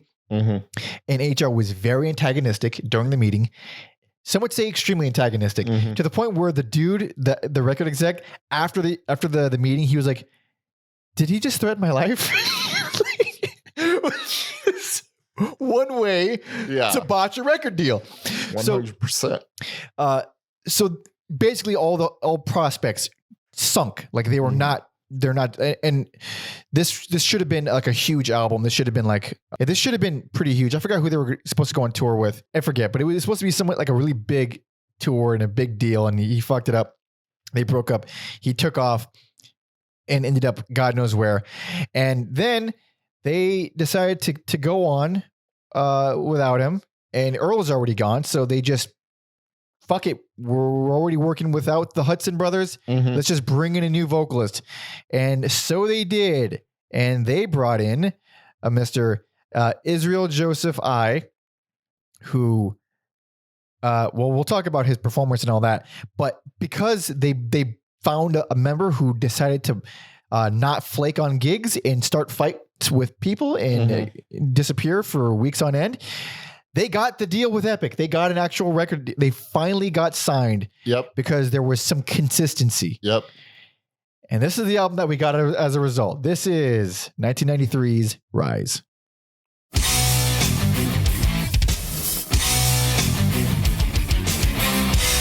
I was like, all right. Not too bad. Agreed. That's what I thought too. Sounds way more metal, like thrashy metal. Slower, of course, but. Did you ever question? And then this happened. The things they taught you while you were at school? In other words, a weird generic knockoff of HR. Did you ever question, oh my teacher, what do you take me for a fool? To be fair, for about 3 seconds, he does sound like HR. Don't you think about it for a little bit? You got to rise. And the shame is that this guy is a really good singer. And then also, I don't know, you put in the work and It's just unfortunate that the music that It's not the most engaging. So, Israel was actually in that doc, Good. and he said, seems like a very, very nice guy. I was so glad to hear this confirmation. He deliberately went in saying, these are HR songs. I mean, I'm going to sing them like HR. Oh shit. He said, like, these aren't like, I can't be myself here. This is Bad Brains. Like, he has to be singing these songs. So he literally did his best HR impression. Oh damn. And which is why this is awful. He's not, it's obviously not HR. Also least favorite. Least favorite. I get it. I can't give it worse. It's not the worst. It is not the worst. I can tell they're working on here. They're trying their best. It is my ears don't fucking like it though. It's one of their best produced albums. Obviously, they got some money now. Mm-hmm. It sounds great, but the songs, hey, they just aren't there for the most part. And it's not that bad. It's mostly just like average or okay or boring. I don't find it to be. There's only a few songs where I'm like, oh God. I really hate Free. I think that is really. I don't mind that song. That's actually one of the few songs I'm kind of okay with. I think it's really cheesy. I think it's like hot garbage. I do not. It's got great bass, and that only because I only emphasize how good the bass is on that song. I mean, some others too, but this is like the first album where they're actually putting some low end ever. And Darryl's a fucking incredible bassist. You can never hear him. Yeah, and finally you hear him, and he's obviously doing great. But I think that's solo. That's the solo in that song. I mean, it's all over the album, but that solo is very fucking cool. Dr. No at this point is a bona fide, clean, pristine, perfect shredder. Hell yeah, he is. Before he was like a shredder and he was really good, but there was always some sloppiness to it. There was some punkiness to it. Here it is like immaculate. He is a top level shredder. Yeah, I think also like this is where like, okay, Living Color exists, but they're better at doing this. Yeah, it's becoming that funk rock kind of, or that funk metal type sound. Hair started off good. Oh, it starts out pretty funky and slap bassy, but I do not like to Shitsville. Not a fan, not for me. Real quick, coming in numbers. There's ways to do metal or heavy music and reggae. I think one way is what Bad Brains did on their first album. Second way, there's this band called Dub Trio that does cool metal reggae stuff. I was like, there's no way. They do good shit. That's the other way. Coming in numbers is not. I don't mind it. And honestly, I don't like anything on this album. But the one thing that kind of kept me going were honestly how good the solo sections are. Yeah. Like they're legit good solos. Like he's always been a great soloist, but in terms of like average forgettable songs, like he's doing a pretty damn good job making those parts stand out. Yeah. I love me some sitar. You could put sitar on an average track. I love the way you're pronouncing that. And it'll sitar. It's been a long day. You're pronouncing it like guitar, which I like better. Keep pronouncing it that way. Okay. In my head, a lot of things are pronounced weird as we've. Yeah, for sure. You throw sitar on any average track, I will love it instantly. Not here. Not here, really. Yes, like it. Yes, Jaw couldn't even get like, hey, here's like one of your favorite sounding things ever, Alex. And I was still like, no. It is pretty seriously awful. I mean, I'm already not a reggae fan, so I can't even like judge these fairly. All I know is which ones make me sick. And that was one of the ones that made me sick. Nope. No, thank you. No Jaw. No Jaw. Favorite guitar solo on the album though? Take your time. Really? That guitar I mean, as you've talked, all of the solos are good, but that one stood out to me. Fair enough. I was okay with that song on first listen. I liked it less after hearing it multiple times. That main riff is absolutely ridiculous. Yes. It's so crazy. it's like, so that song is a perfect example of something they'll start to do more as the albums go on, where there are these kind of semi-proggy progressions that feel like random notes. Yeah. Just thrown together. And it's like, it's not like predictable or lame or stupid or annoying. It's just like random. It's just random. It's I don't really know how to process it. I don't like it. I don't hate it. I don't really, it's just odd. That song is a pretty good example of that kind of riff. And then Without You is some of the cheesiest, cringiest lyrics. Listen, it's I think it's terrible for Bad Brains, but pretty good for any other average 90s band. It's not that bad. It's like, I don't know. It's you feel the absence of the Hudson brothers. It's obviously this is no HR, but it's not even just that. It's like the actual songs themselves. No, I think maybe there's a world or a way this could have been a good album, but it's just it's not just missing HR. It's not. It's missing something else. Yeah. It's just, I'm not a huge fan of, like, again, funky stuff to begin with, but I don't know. I knew I wouldn't like this album, but I didn't know I wouldn't like it in this particular way. Because you feel like, that could have gone somewhere. I just don't like the way it came out. That's a lot of that is this album. It was kind of difficult because there's maybe like, there's a few albums where I'm like, you all kind of deserve this, but I can only give two of you worst of the worst. Yeah. By the way, I forgot to mention, which is a huge faux pas on my part. Before this album, before Israel Joseph I joined, fucking Chuck Mosley, Vietnam Wars for a singer, was he was the guy. I don't know how long he was with them. Not that long, obviously. He didn't record anything with them, but I had no idea Chuck Mosley was Bad Brains vocalist. I'm gonna go back in time and show Dr. No, Faith No More. Oh, it's your cousin, Marvin Berry. Wait, it was the same time period, was it? Yeah. No, it was. That's what. Yeah. But they could get the leg up and like record it record Epic right before. Fuck. Well, you can't. Chuck Mosley is not Mike Patton. No, he's not Mike Patton. Yeah. And honestly, like, I don't really love Chuck's voice. It always felt very like I guess grunty and like jockey. I guess what I'm getting at it is it's crazy that there was this thing ready to like blow up, which is rap metal, and maybe Bad Brains was like right there, but they never even doorstep. But they didn't. Yeah, they never even dabbled. No, maybe later on. No, never. They never dabbled. They never dabbled in rap, which is I think there's like one or two songs. But even then, it was like. It feels more like a coincidence. It's like they didn't seem like they ever tried to do that. Because one thing they mentioned like years before is like they started before rap existed. So like it just seemed like they were too old. For sure, but they're also not immune to doing. Not immune to the rhythm. Yes. Who is? One day the rhythm's gonna get you. It's gonna get you. But Alex's least favorite and the one album with this guy on it. Israel. But we have more because we got the brothers back. We got the Hudson brothers. They are back on this next album. A whole bunch of shit happened on this album. I just thought this, like looking at I would album never expect this was original lineup.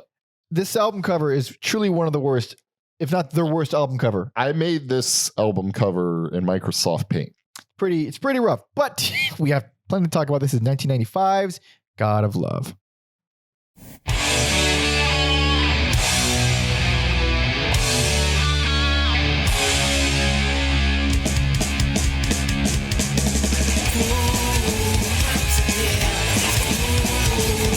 I was like, it's not great, but the band's back together. That's how I felt. Yeah. I kind of like this riff and these vocal lines. I'm glad they're back. Yes.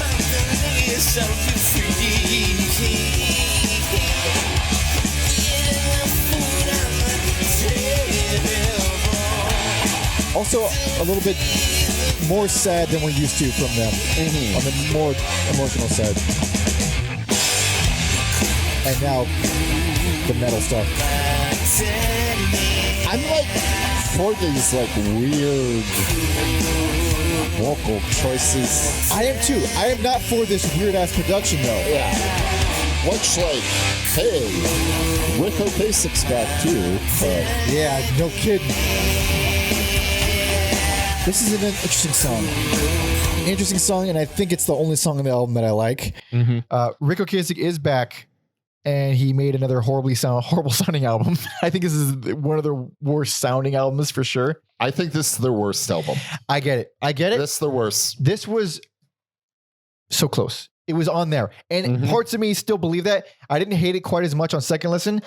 But oh boy. I've even like double checked some of my notes before, like, yes, I feel this way, that this is the worst. This is so there's so much that happened. This is probably one of the most insane, hectic periods of the band. And no surprise that this is also so rough. So this is man, it makes me so sad. Like I have to just no, this is just not good. I fucking hate it. It is a bummer. Like they're back together, and it's maybe they shouldn't have recorded an album. So this is a fucking wacky time period. So they get signed to Maverick, which those who don't remember, because no one would remember. No, it was a record that was started by Madonna in the early 90s. Hell yeah. It was part of Warner Brothers. And they put out, according to our boy Tommy, they put out Candlebox's first album, Alanis Morissette's Jagged Little Pill. Let me tell you. Some pretty heavy hitters in the 90s, dude. Let me tell you, if I put out Jagged Little Pill, I would still be around. And then they folded in the fucking 2000s. I mean, how do you botch it that badly unless you're Madonna? All right, no, it's a huge success. Jagged Little Pill. If I own any way, shape, or form any of the rights to those songs, I'm making sure I'm eating future generations. To be fair, Madonna's eaten plenty. Oh, she's she's eaten all the eaten souls plenty. of young men for sure. But you know, for like the album, like I don't get it. But So- whatever. So at the time, this was a huge deal. So much money. Finally, this band is getting paid. They HR, got paid before. They're getting paid now. they're finally Getting making their moves. dues. And not only that, I believe, if I'm not mistaken, this is the time period they get taken on under the wing of the Beastie Boys. Check out that episode. Nice. Obviously, the Beastie Boys are huge Bad Brains fans. They started out as hardcore punk, for those who don't know, and Bad Brains were like their favorite hardcore band.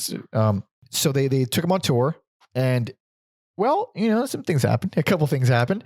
Did they take them on tour a lot, or was the It was supposed to be one big tour that was abruptly cut short because HR got a little violent with a lot of people. So he got violent with the manager. I don't think that was it though. The thing that was it, I believe, and Deftones were on this tour as well. Oh shit. A young Deftones. Yeah. They played a show, and Bad Brains are on stage, and by all accounts, by most accounts, in the crowd was a young man like harassing this girl. Maybe I think it might have been his girlfriend, but just like being a full on, like legitimately a problem. Real quick side quest before you continue this. Yeah. I'm actually Chino singing Secret 77. It makes perfect sense. Oh, Makes perfect sense. sorry. Okay, continue. So he sees this young HR sees this young man accosting this woman and whacks him in the face with his mic stand and goes to jail. Go straight to jail. Fucking obviously blood everywhere, and it's fucking there's a whole to do. You know, tour ends immediately. That was it. It's done. We're fucking done. I forgot which city that was in, but it was like, I don't know, Kansas, Missouri, somewhere around there. And that ends everything. That ends everything. That ends the fucking deal with the label and the tour. Fuck. Everyone just goes home, and that's it. The band's done. They broke up because of this shit. I hope I'm not misremembering, but This definitely gets worse then. Even more now. it's like it was made to fail almost.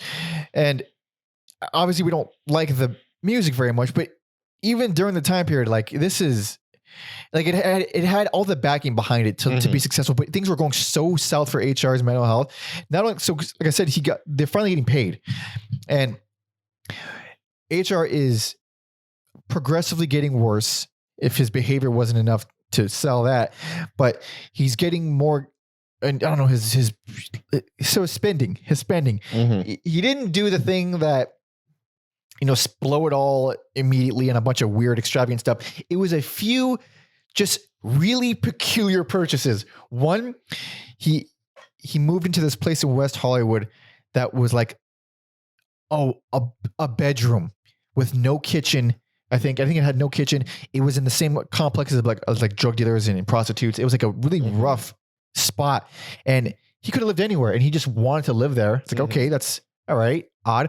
And then he fucking bought a stretch limo for himself to drive. Yeah.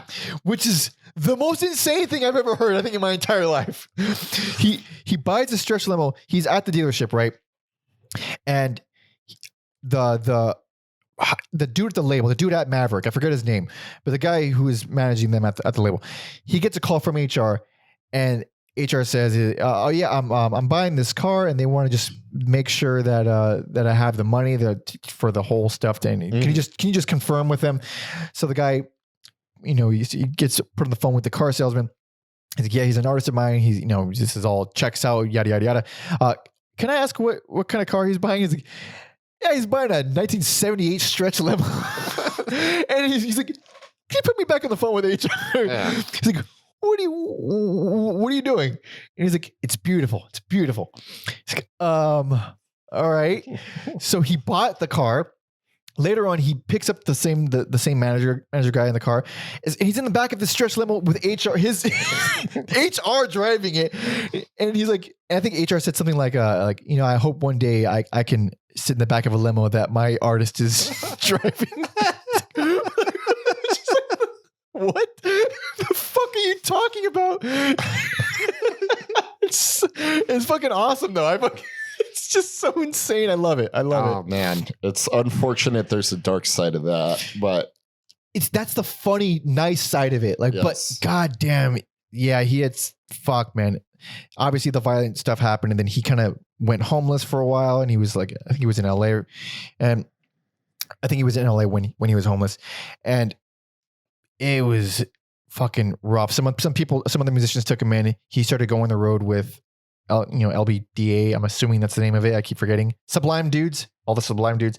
When Bradley Nowell died, he went to the funeral, and he was like a big deal for everyone for him to show up. And he became really fun with them. Like he went on tour with them, and it seemed like they all were like, he had moments, where he would, get a little bit weird, but everyone seemed to like really love him, and like they were accepting of all of that. They were very patient, and it was basically whatever you want, dude, whatever you want. We're all working around you. And meanwhile, he is getting zero help for what we now know is schizophrenia. Yeah.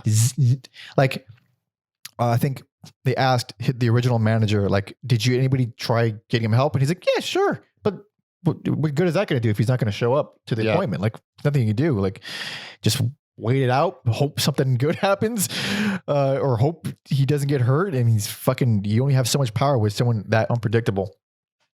And that's where you get this album. I mean, it does sound disjointed. The music itself is fucking all over the place. Hell yeah, it is. Long Time is the rapping song. Long Time. And let me tell you, it's like a raspy. It's hilariously bad. It's a reggae song, but it has like the. Who fucking did that? Who made that style famous? Korn. I was not expecting that answer. Korn did. Kind of. It sounds like Eric Andre doing his impression of Jonathan Davis. It's a caricature of reggae Korn. Yeah, for sure. It's not a good song. I think it's up there with the worst of the reggae songs. Title track, those vocals really get on my fucking nerves. That is not. Yep, not. boy, that one bums me out too. Don't like the title track so much. Not at all, actually. I kind of hate it. Over the Water? Don't hate it. Really? I don't hate it. I don't love it. I don't hate it though. I was about to bring up that song too as HR's worst vocal performance ever. I'm not going to defend it.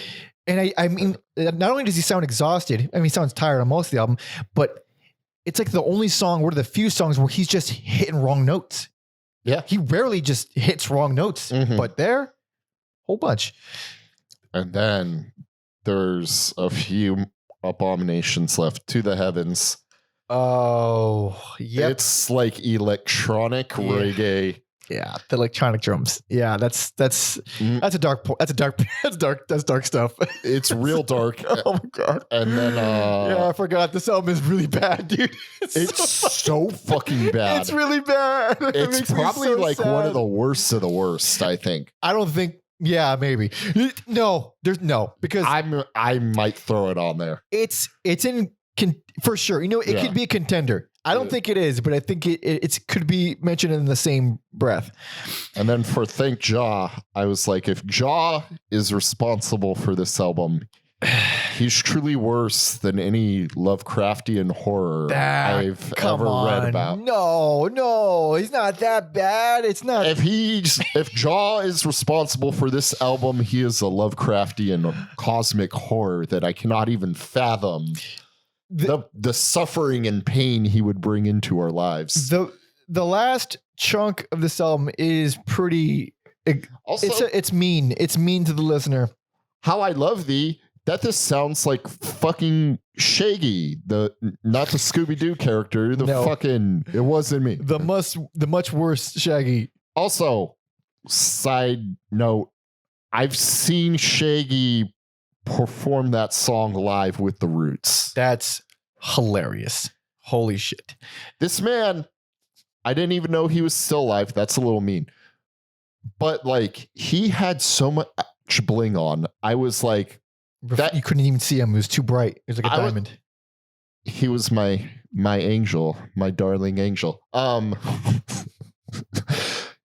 It didn't line up. I'm like, too much time has passed between your success and now, where I'm like, that jewelry is fake, or you've gotten it through thrift stores. Let's just call it thrift that. stores. Yeah, that's my Shaggy story. How I Love Thee is unforgivable. In fact, really ending the album with Big Fun and How I Love Thee back to back, it's like I can't do anything. I'm sorry. I just can't. Just listen to Shaggy. It's more fun. I'll pass on that one, but thanks. You don't. Don't go.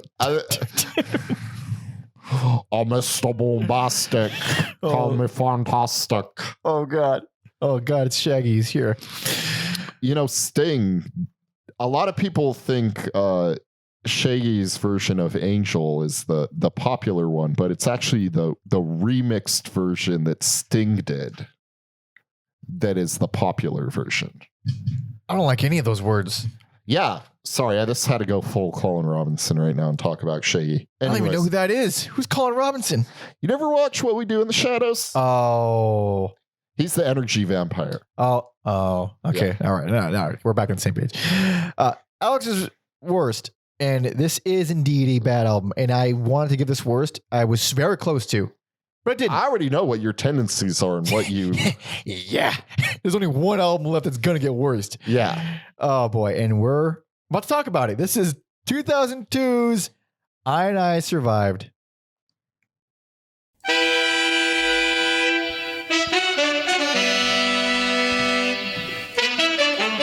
Legitimately pretty horns. I don't hate this song. Nor do I.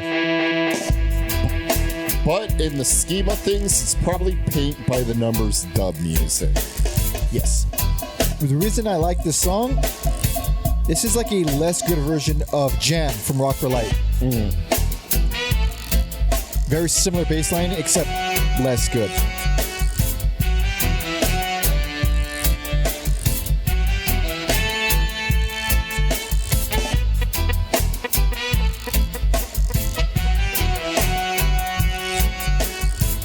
You know what's really weird about reggae music is like the snare being like on the 3 kind of.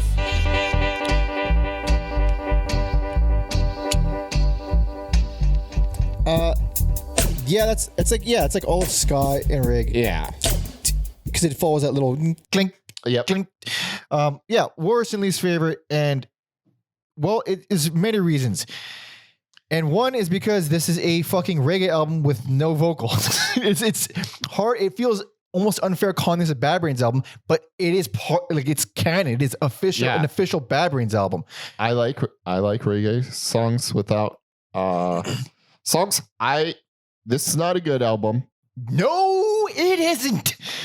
But I think with some self-restraint, if they trim some fat, that this could have been a good album. I think that at best, this could have been an okay dub album. What happened though, is you get these reworkings of old songs that butcher them. I don't know, but I think they're fine. How Low Can a Punk Get is one of their fucking coolest hardcore songs, and they took the same notes of it, kind of fucked with the rhythm, made it less interesting, and then dubbed the shit out of it. And fine. I think it has some legitimately nice horns, and I think the horns on this album overall are very well done. But it ruined the song. Okay, but the one I actually have a problem with. What's that? I Survive, because that was already a flawless, incredible reggae song, and they made it suck somehow. They just took out the vocals, they replaced them with these horns that do something else. Like fine, but like the vocal lines are the vocal lines that HR did for that song are so perfect for that song and could have been done with horns. It's cool they did something else, but it's just not as memorable or interesting. The intro for that is goofy as fuck. Yes, it is. The guitar solo is fucking crazy. It is a very strange and let me tell version. You, as bad as that is, it's nowhere near as bad as the little bonus remix. And that's what I wanted to get to. So that is awful. Listen, I don't like this album. I don't like reggae. This was clearly going to get at least a least favorite because I don't like reggae. I'm sorry. It's just it's not going to win me over. Obviously, it's not even that horrible. It just feels pretty bland and samey and reggae-y, whatever. What made this worst was the last 2 tracks, and it pushed it completely into worst territory because of how offensively bad they are. And their remixes by fucking bumfucks 1 and 2 different dudes who I don't know. I hope you're sitting down. Okay. I like the mean. What does it mean? Gene Machine. I like You're that remix. You're out of your fucking mind. I like it. It's oh my god. It's oh like my god. It's like trip hop. If trip hop blew, what are you talking about? I think You're in your goddamn mind. I think it's cool. Obviously, it's not better than the original. It's not a must listen. By the way, that is not even the only version of G Machine on this album. No, I'm saying the remix. I know that, but I'm saying like the fact that both. There are 2 different versions of I Survive and G Machine on here, which is already like, why? And then with those versions, I will give you that G Machine isn't as bad as the I Survive remix. It does like a decent job of going back and forth. I think it's still pretty fucking horrific, but the I Survive remix, which is, I will give the actual name of it right now. Shiner Massive remix. Oh, you know some bruv in England remixed this. It's Larry Sunshiner DeVore, who I don't fucking know who that is, but he's not a bad brain. And I can't even explain this because it's not Bad Brains for sure. It's not even this album Bad Brains, which is all super dubby. It's more Bad Brains than Rise though, because no, it is not. Because Earl's here. No. This version of I Survive, the Shiner Massive mix. Oh, okay. No, sorry, I don't know what the fuck that is. I thought you were talking about the album. No. The album is like song, the Shiner Massive mix of I Survive, which is the closer, by the way. It's this dude like rapping over his own song because it's called I and I Survive. The only thing about it that is the song I and I Survive that I can recognize are little samples of HR's vocals from the original. And I don't mean like vocal lines. I mean like literally him going, yeah, and that's the sample. Him doing that over and over again. That little noise. Yeah. That's the extent at which that song is I and I Survive. It is insane. So I'm not going to give worst to an album just because one song is really bad. It's like the whole essence of the entire thing, including that. That's enough bad talk about that. Let me tell you what I like on here. Sure. Let me, for those of you who are cool, let me recommend some good things on here. Oh, God. Cowboy? Oh, ridiculous. It's ridiculous. I think it's fucking good. I don't even care if that's if people think that's a bad song. I think it's fucking cool. It makes me laugh more than anything. I like the Ennio Morricone opening and like setting up that like Western. I think it's Westerny, but it's not like good.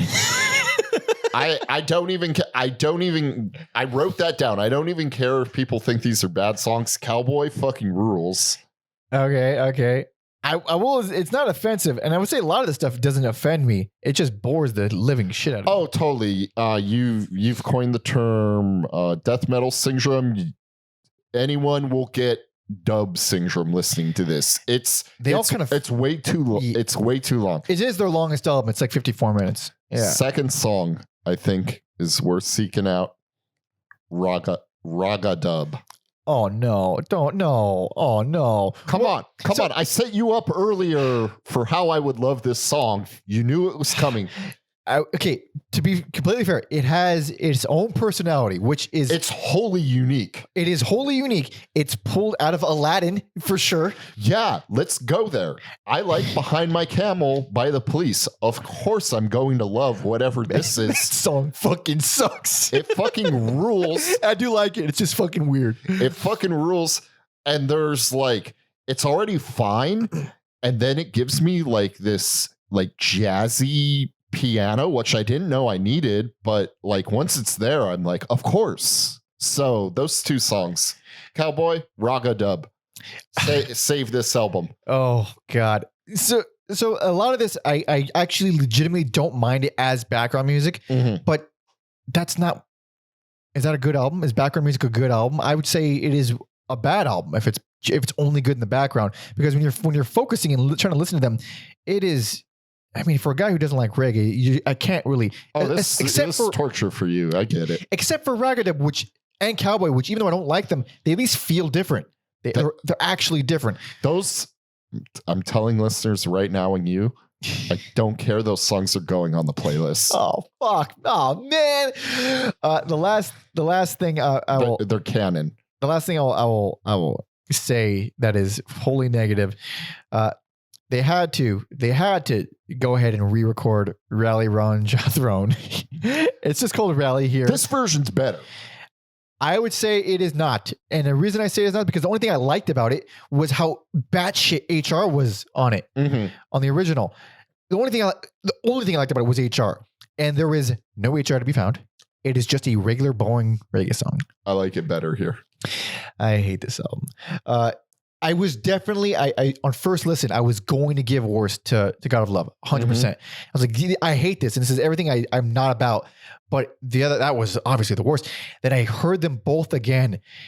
And this one, I felt myself sinking to this pit of despair.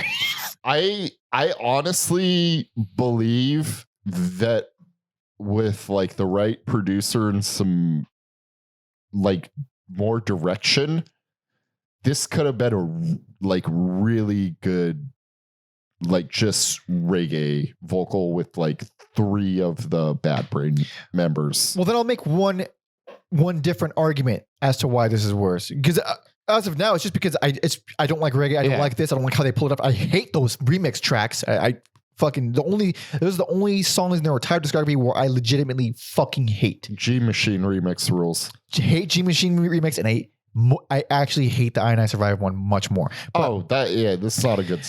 But for an objective, unbiased argument about this being the worst, it is the only non-Bad Brains album. There's no vocals, there's no HR, there's no personality. It's only the reggae stuff, which up until now, there was only like a couple of reggae songs per album. So it was really like a secondary part of their personality. It wasn't like an even 50-50 split. It was always like a 70-30. I do agree it functions better like that. It totally does. But because of that, this doesn't even really feel like a Bad Brains album. It feels like just some random thing that shouldn't even be counted. But it is, and because it is, it has to be the worst. But because Cowboy and Raga Dub exist. Ah, shit. All right. Where would you make your own choice, okay? But my worst and least favorite, we still have two more. This is a very long episode like we predicted, but we're a little bit of a comeback. HR is back in the picture. Well, he's back in the picture here, but kind of on and off, and he's not really with them. Now he's back with them. He's touring with them. I don't know if he's already married at this point to his wife, who is a saint. She's like his caretaker, and she's been doing everything to get him help or try to get him help and help diagnose him and all that stuff. Mm-hmm. And he's back with the Brains. He's back with the boys, and they're up touring again, and they're writing. And this is like the comeback, so to speak. Yes. So here we go, everybody. This is 2007's Build a Nation.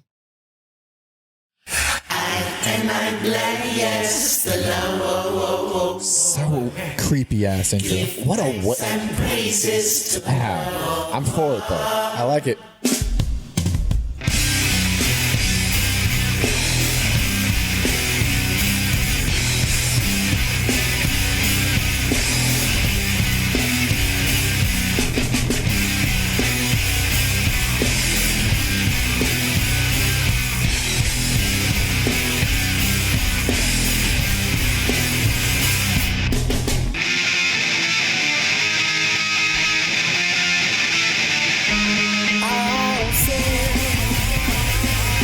The best punk song they've had in a long time. Yeah, more than ever before. Like the spirit is there. Yeah. Like it does a great job of like, oh shit, are they back? Yeah. These vocals are nutty, but I actually like how they fit on this song quite a bit. Also, it's something different for them. Very different. And it's legitimately creepy. It's just these really pretty octave harmonized vocal lines over this really, really heavy guitar riffs. Also, this was the third album I heard. I had a feeling it was this one. I think this had like a lot of. I remember purchasing this at a Best Buy. Holy shit! There was a lot of. You know what I bought it with? Same day. With it, I don't know if they came out the same day, but I purchased them the same day. BC Boys Mix Up. I purchased both those albums the same day. And speaking of which, this is produced by Mr. Adam Yauch, RIP MCA of the Beastie Boys. Not surprising, because obviously they're big fans and proponents, and they took him on tour, even though that blew up in a blaze of not glory. But he produced this, and I think he did a bad job. This album sounds that good, like production-wise. My issue with this album is it sounds like they went into the studio super excited, super energized, and then they lost interest like halfway. It is lacking in energy for sure. Also, it's like which is crazy because it's a pretty short album.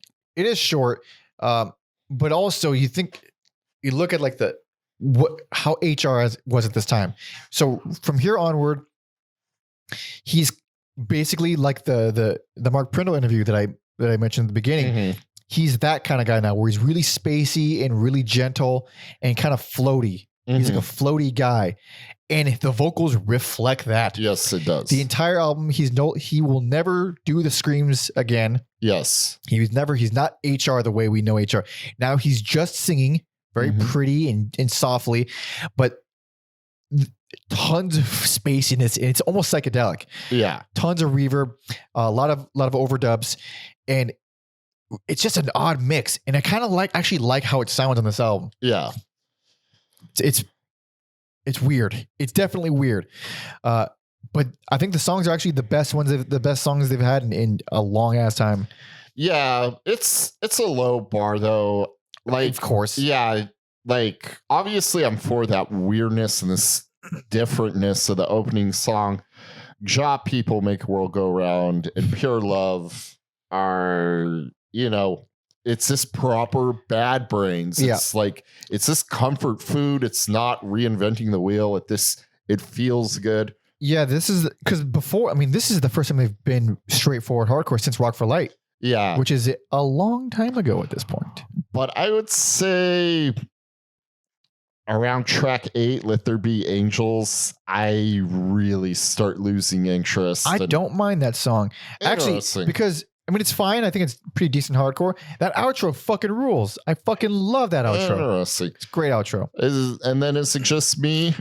But Universal Peace kind of feels like the rehash and Sailing On. I know what you're talking about. Yeah. There's a few songs where there was like one song on I forget which album where it felt like a retreading of like Reignition or something. Like they have moments where it sounded just like this riff in Eye Against Eye, the song Eye Against Eye. There's moments like that where they just fall into these kind of stylings. But it's still its own song. I don't mind it very much. I think it's actually one of the more catchy songs on the album. I think it's probably one of the better songs on here. I do think deciding to do a proper studio version of Sing You No Flowers at this stage is very interesting. Well, that was one of the ones. I think the song is fine, but man, the production on there is where I was like, man, it just. I know the vocals are sung and they're gentle and they're soft and it's what they are, but even on that song, they feel especially buried and especially weak. Like the production on this album does bug me quite a bit because the guitars really lack any kind of crunch to them.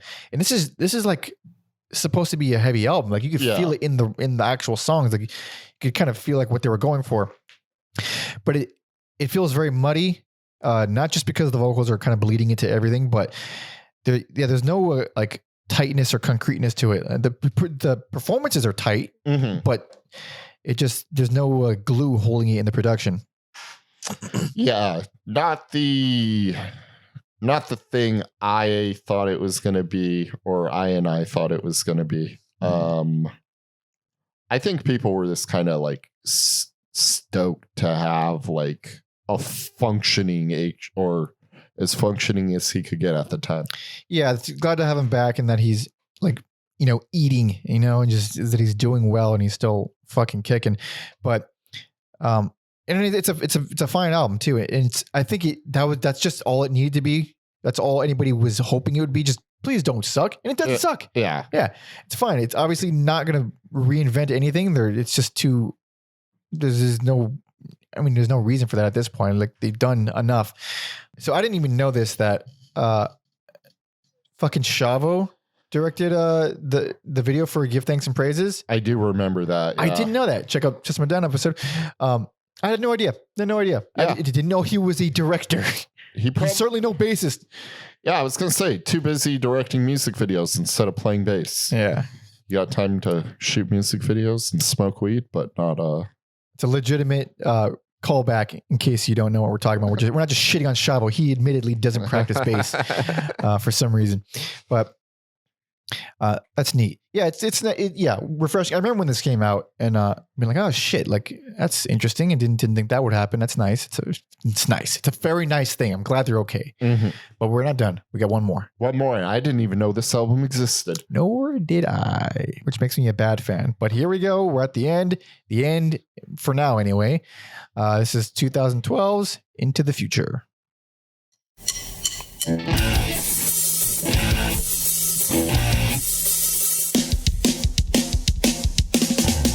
Sounds way better.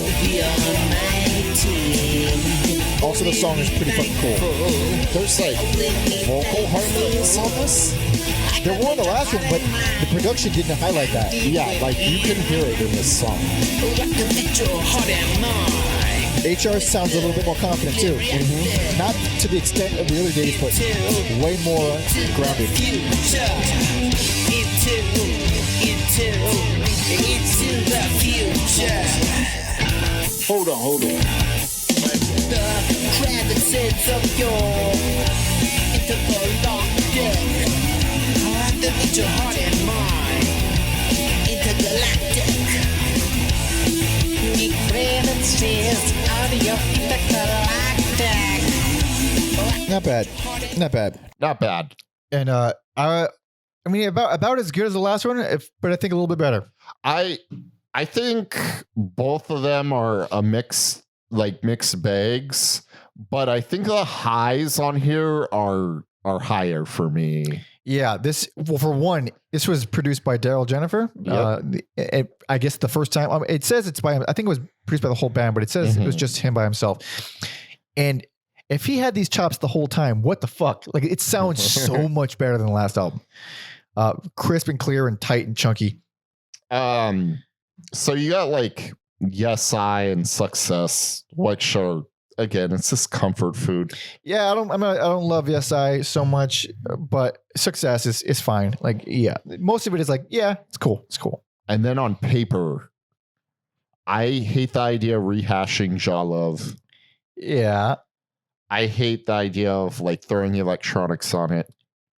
But then when I hear it, pretty good. You're into this. You're into this version of Jaw Love. I like this version of Jaw Love, the 2012 version. I didn't love it. I mean, yeah, of course. I mean, It's an improvement. It's an improvement. It is. It's also, yeah, it's more on the experimental side for sure, which is always fun to hear, especially this late in the game.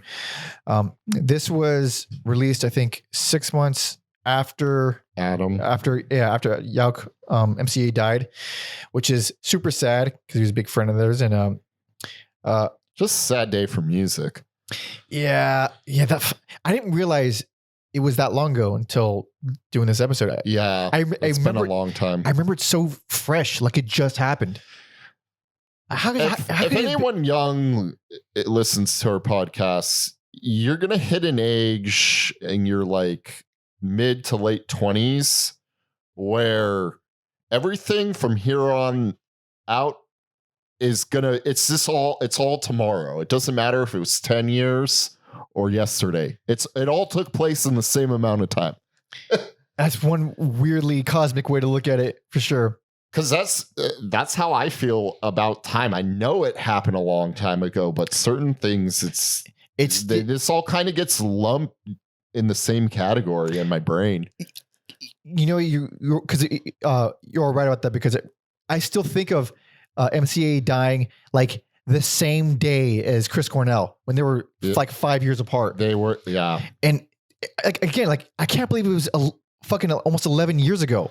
It's wild. Yeah, it sucks. Dude. I love that guy. God damn it. Check out that episode. The Beastie Boys episode was a fun episode. Back to music on here. Yes. Weird fucking song. I'm just giving it a thumbs up because it's fucking weird. These motherfuckers did a sludge reggae song. Oh, which one is that again? Earnest Love. That's right. Yep. And holy shit, I don't know if that's a good song, but I think I kind of like it. Okay, I think I like it. Okay, that makes me feel a little bit better. It's some really strange vocals. It is. But I just appreciate it.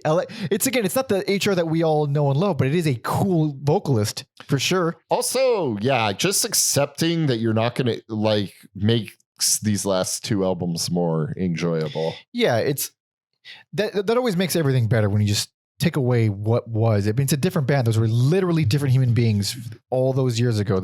You know what does kind of bum me out, because I really like the guitar playing on it, is Fun. Oh, I just fucking hate. I don't mind it. Like, what don't you like about it? Fucking lyrics so much. This is so childlike. Listen, he's a happy guy. Let him be happy. Okay, fair. Some of the fucking shit in that doc was disturbing. Okay.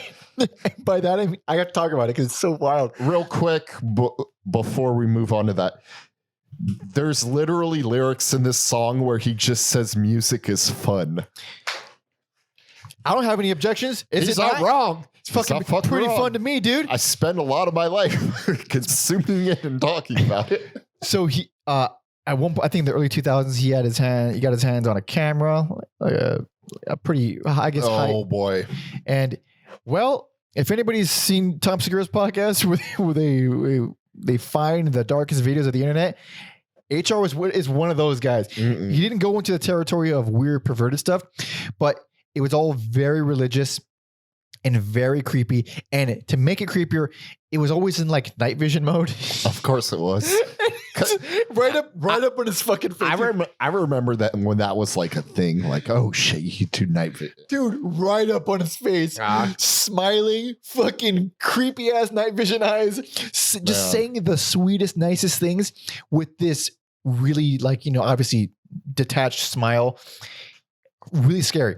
You know what that Simpsons episode, the X-Files episode where Homer thinks it's an alien, but it's just Mr. Burns getting like placeboed up. It is that. Yeah. It is that. And then another moment where, and this is what makes it creepy, there is no explanation about this. There's a whole section where it's the documentary crew. It's not like found footage. They're filming him go into a studio by himself to just jam or whatever, play whatever. And he is in whiteface with a blonde wig and sunglasses and a green tracksuit. And it is the most disturbing thing I've ever seen in my life. It's like... I need you to watch this documentary, dude. This is probably the hardest I've ever laughed. When I told you HR was the fucking man, I meant it. Whiteface is always funny, but it's like unsettling. It's always scary. And not only that, there was no leading up to this. It just comes out of nowhere. In this whole episode, 2 hours, we didn't mention one thing about whiteface. Oh fuck. Oh man. I am assure you it's worth seeking out. Clearly, the idea of it is just fucking. Oh my god. Also, if you're like me and you think it's funny, check out the music video for Tyler the Creator. I ain't got time. I have an idea of what it's like. I want to watch it with you so bad after this. Shit, we'll do that. Oh my god. But having said that, I think he's doing well. His wife, okay, good. His wife seems very patient, very attractive too, but very patient and almost like creepily, like really giving up her life for him, kind of thing. Like, oh man. I guess if she's also like religious Rastafari, I don't know. She looks like some random white punk girl. Oh, I hope. Oh man, if she's Rastafari, No, I don't think so. I think she's just in love. Okay, it's crazy. Yeah, like, she seems like I'll do anything for this man. I would do anything for love, including all of HR's crazy whiteface. I want to go. I'll go blackface, then go whiteface on top of the blackface, and then dress with the rest of it. Technically gray face, I think. I don't know why that caught me so off guard. Because there's no way you could have saw it coming. I was like, oh shit, that's where this story's going. It's a good documentary. I love him so much more after that. But it's a fun album. It's a cool album. Again, I like it about as much as I mean. Also, real quick, because fucking Maybe a Joyful Noise and MCA Dub are like that's right. I forgot best reggae songs they've done in a long time. I forgot to mention MCA Dub. It's literally a tribute to MCA. Both those songs are like some of the best reggae, like in their entire discography. Mega Joyful Noise is one of the few reggae songs that I actually like, and they're like it's legitimately good. And not only that, what I forgot to mention about the last album too. On both of these albums, these are kind of some of their best reggae songs on both of these albums. I think. Yeah, they're like I don't like them, but they're better than so many. I like them more than the stuff on the first album, honestly. I don't know about that, but they're strong. They're strong. Yeah, Maybe a Joyful Noise, especially. Yes, I think it's very strong. Yes, but That's another one in the can. We did it. We Boys and made girls. it all the way to the end. And man, I love this band so much. And even with like all the albums that I fucking will never listen to again. No, this was fun, man. We shouldn't have put this off this long. Yeah. My overall like deep appreciation for the band has only grown so much. I just kind of want to absorb myself in like all the lore at this point and learn as many stories as I can. Cause they're fucking interesting guys. And especially a young HR, there's something so mysterious and like charismatic about that character. Like just even like seeing photos of him, cause it's like, or footage rather. Cause, looking at him now, it's like this peaceful, floaty, soft man. Yeah. Even his face seems different. It's the same face, but it seems softer and gentler now. Whereas before he was this intense, scary dude who will beat the fuck out of you. Yeah. And like, and has. And even like in the doc, like one of his childhood friends was this fucking I couldn't tell you what ethnicity he is. He looks black, but he has like a Spanish name. Fucking hilarious dude. Just one of those dudes from the hood that is just always funny. Everybody knows a guy like that. And the way he talked about him, I was like, yeah, you don't say nothing to him, he'll fucking knock you out. This is like, I love those dudes. And again, it paints this picture of like this dude who had this spark that was, something bad is going to happen, because dudes like that, there's always something wrong. There's always something that happens. Every quote unquote legendary figure has that thing where it makes him special, but it also makes him die young. And he didn't die. He's still alive. And that's fucking awesome. Jobless. Hell yeah. Jaw rule. That's like the most bastardization of Rastafari is just reference it to Ja Rule. It's not the same thing. It is not the same thing. Oh, fuck. I imagine it's not the same thing. I don't like Ja Rule that much. I kind of prefer the reggae stuff. It's murder. But thank you so much for listening and watching and hanging out. Thank you to all the patronizers who voted for this and made us do it, even though it took us a while. You'll find a cohesive and full and long and lengthy playlist on the Bad Brains. There's a Spotify albums you didn't think would ever listen to. Hell yeah. So check that out. There's a link to that in the description.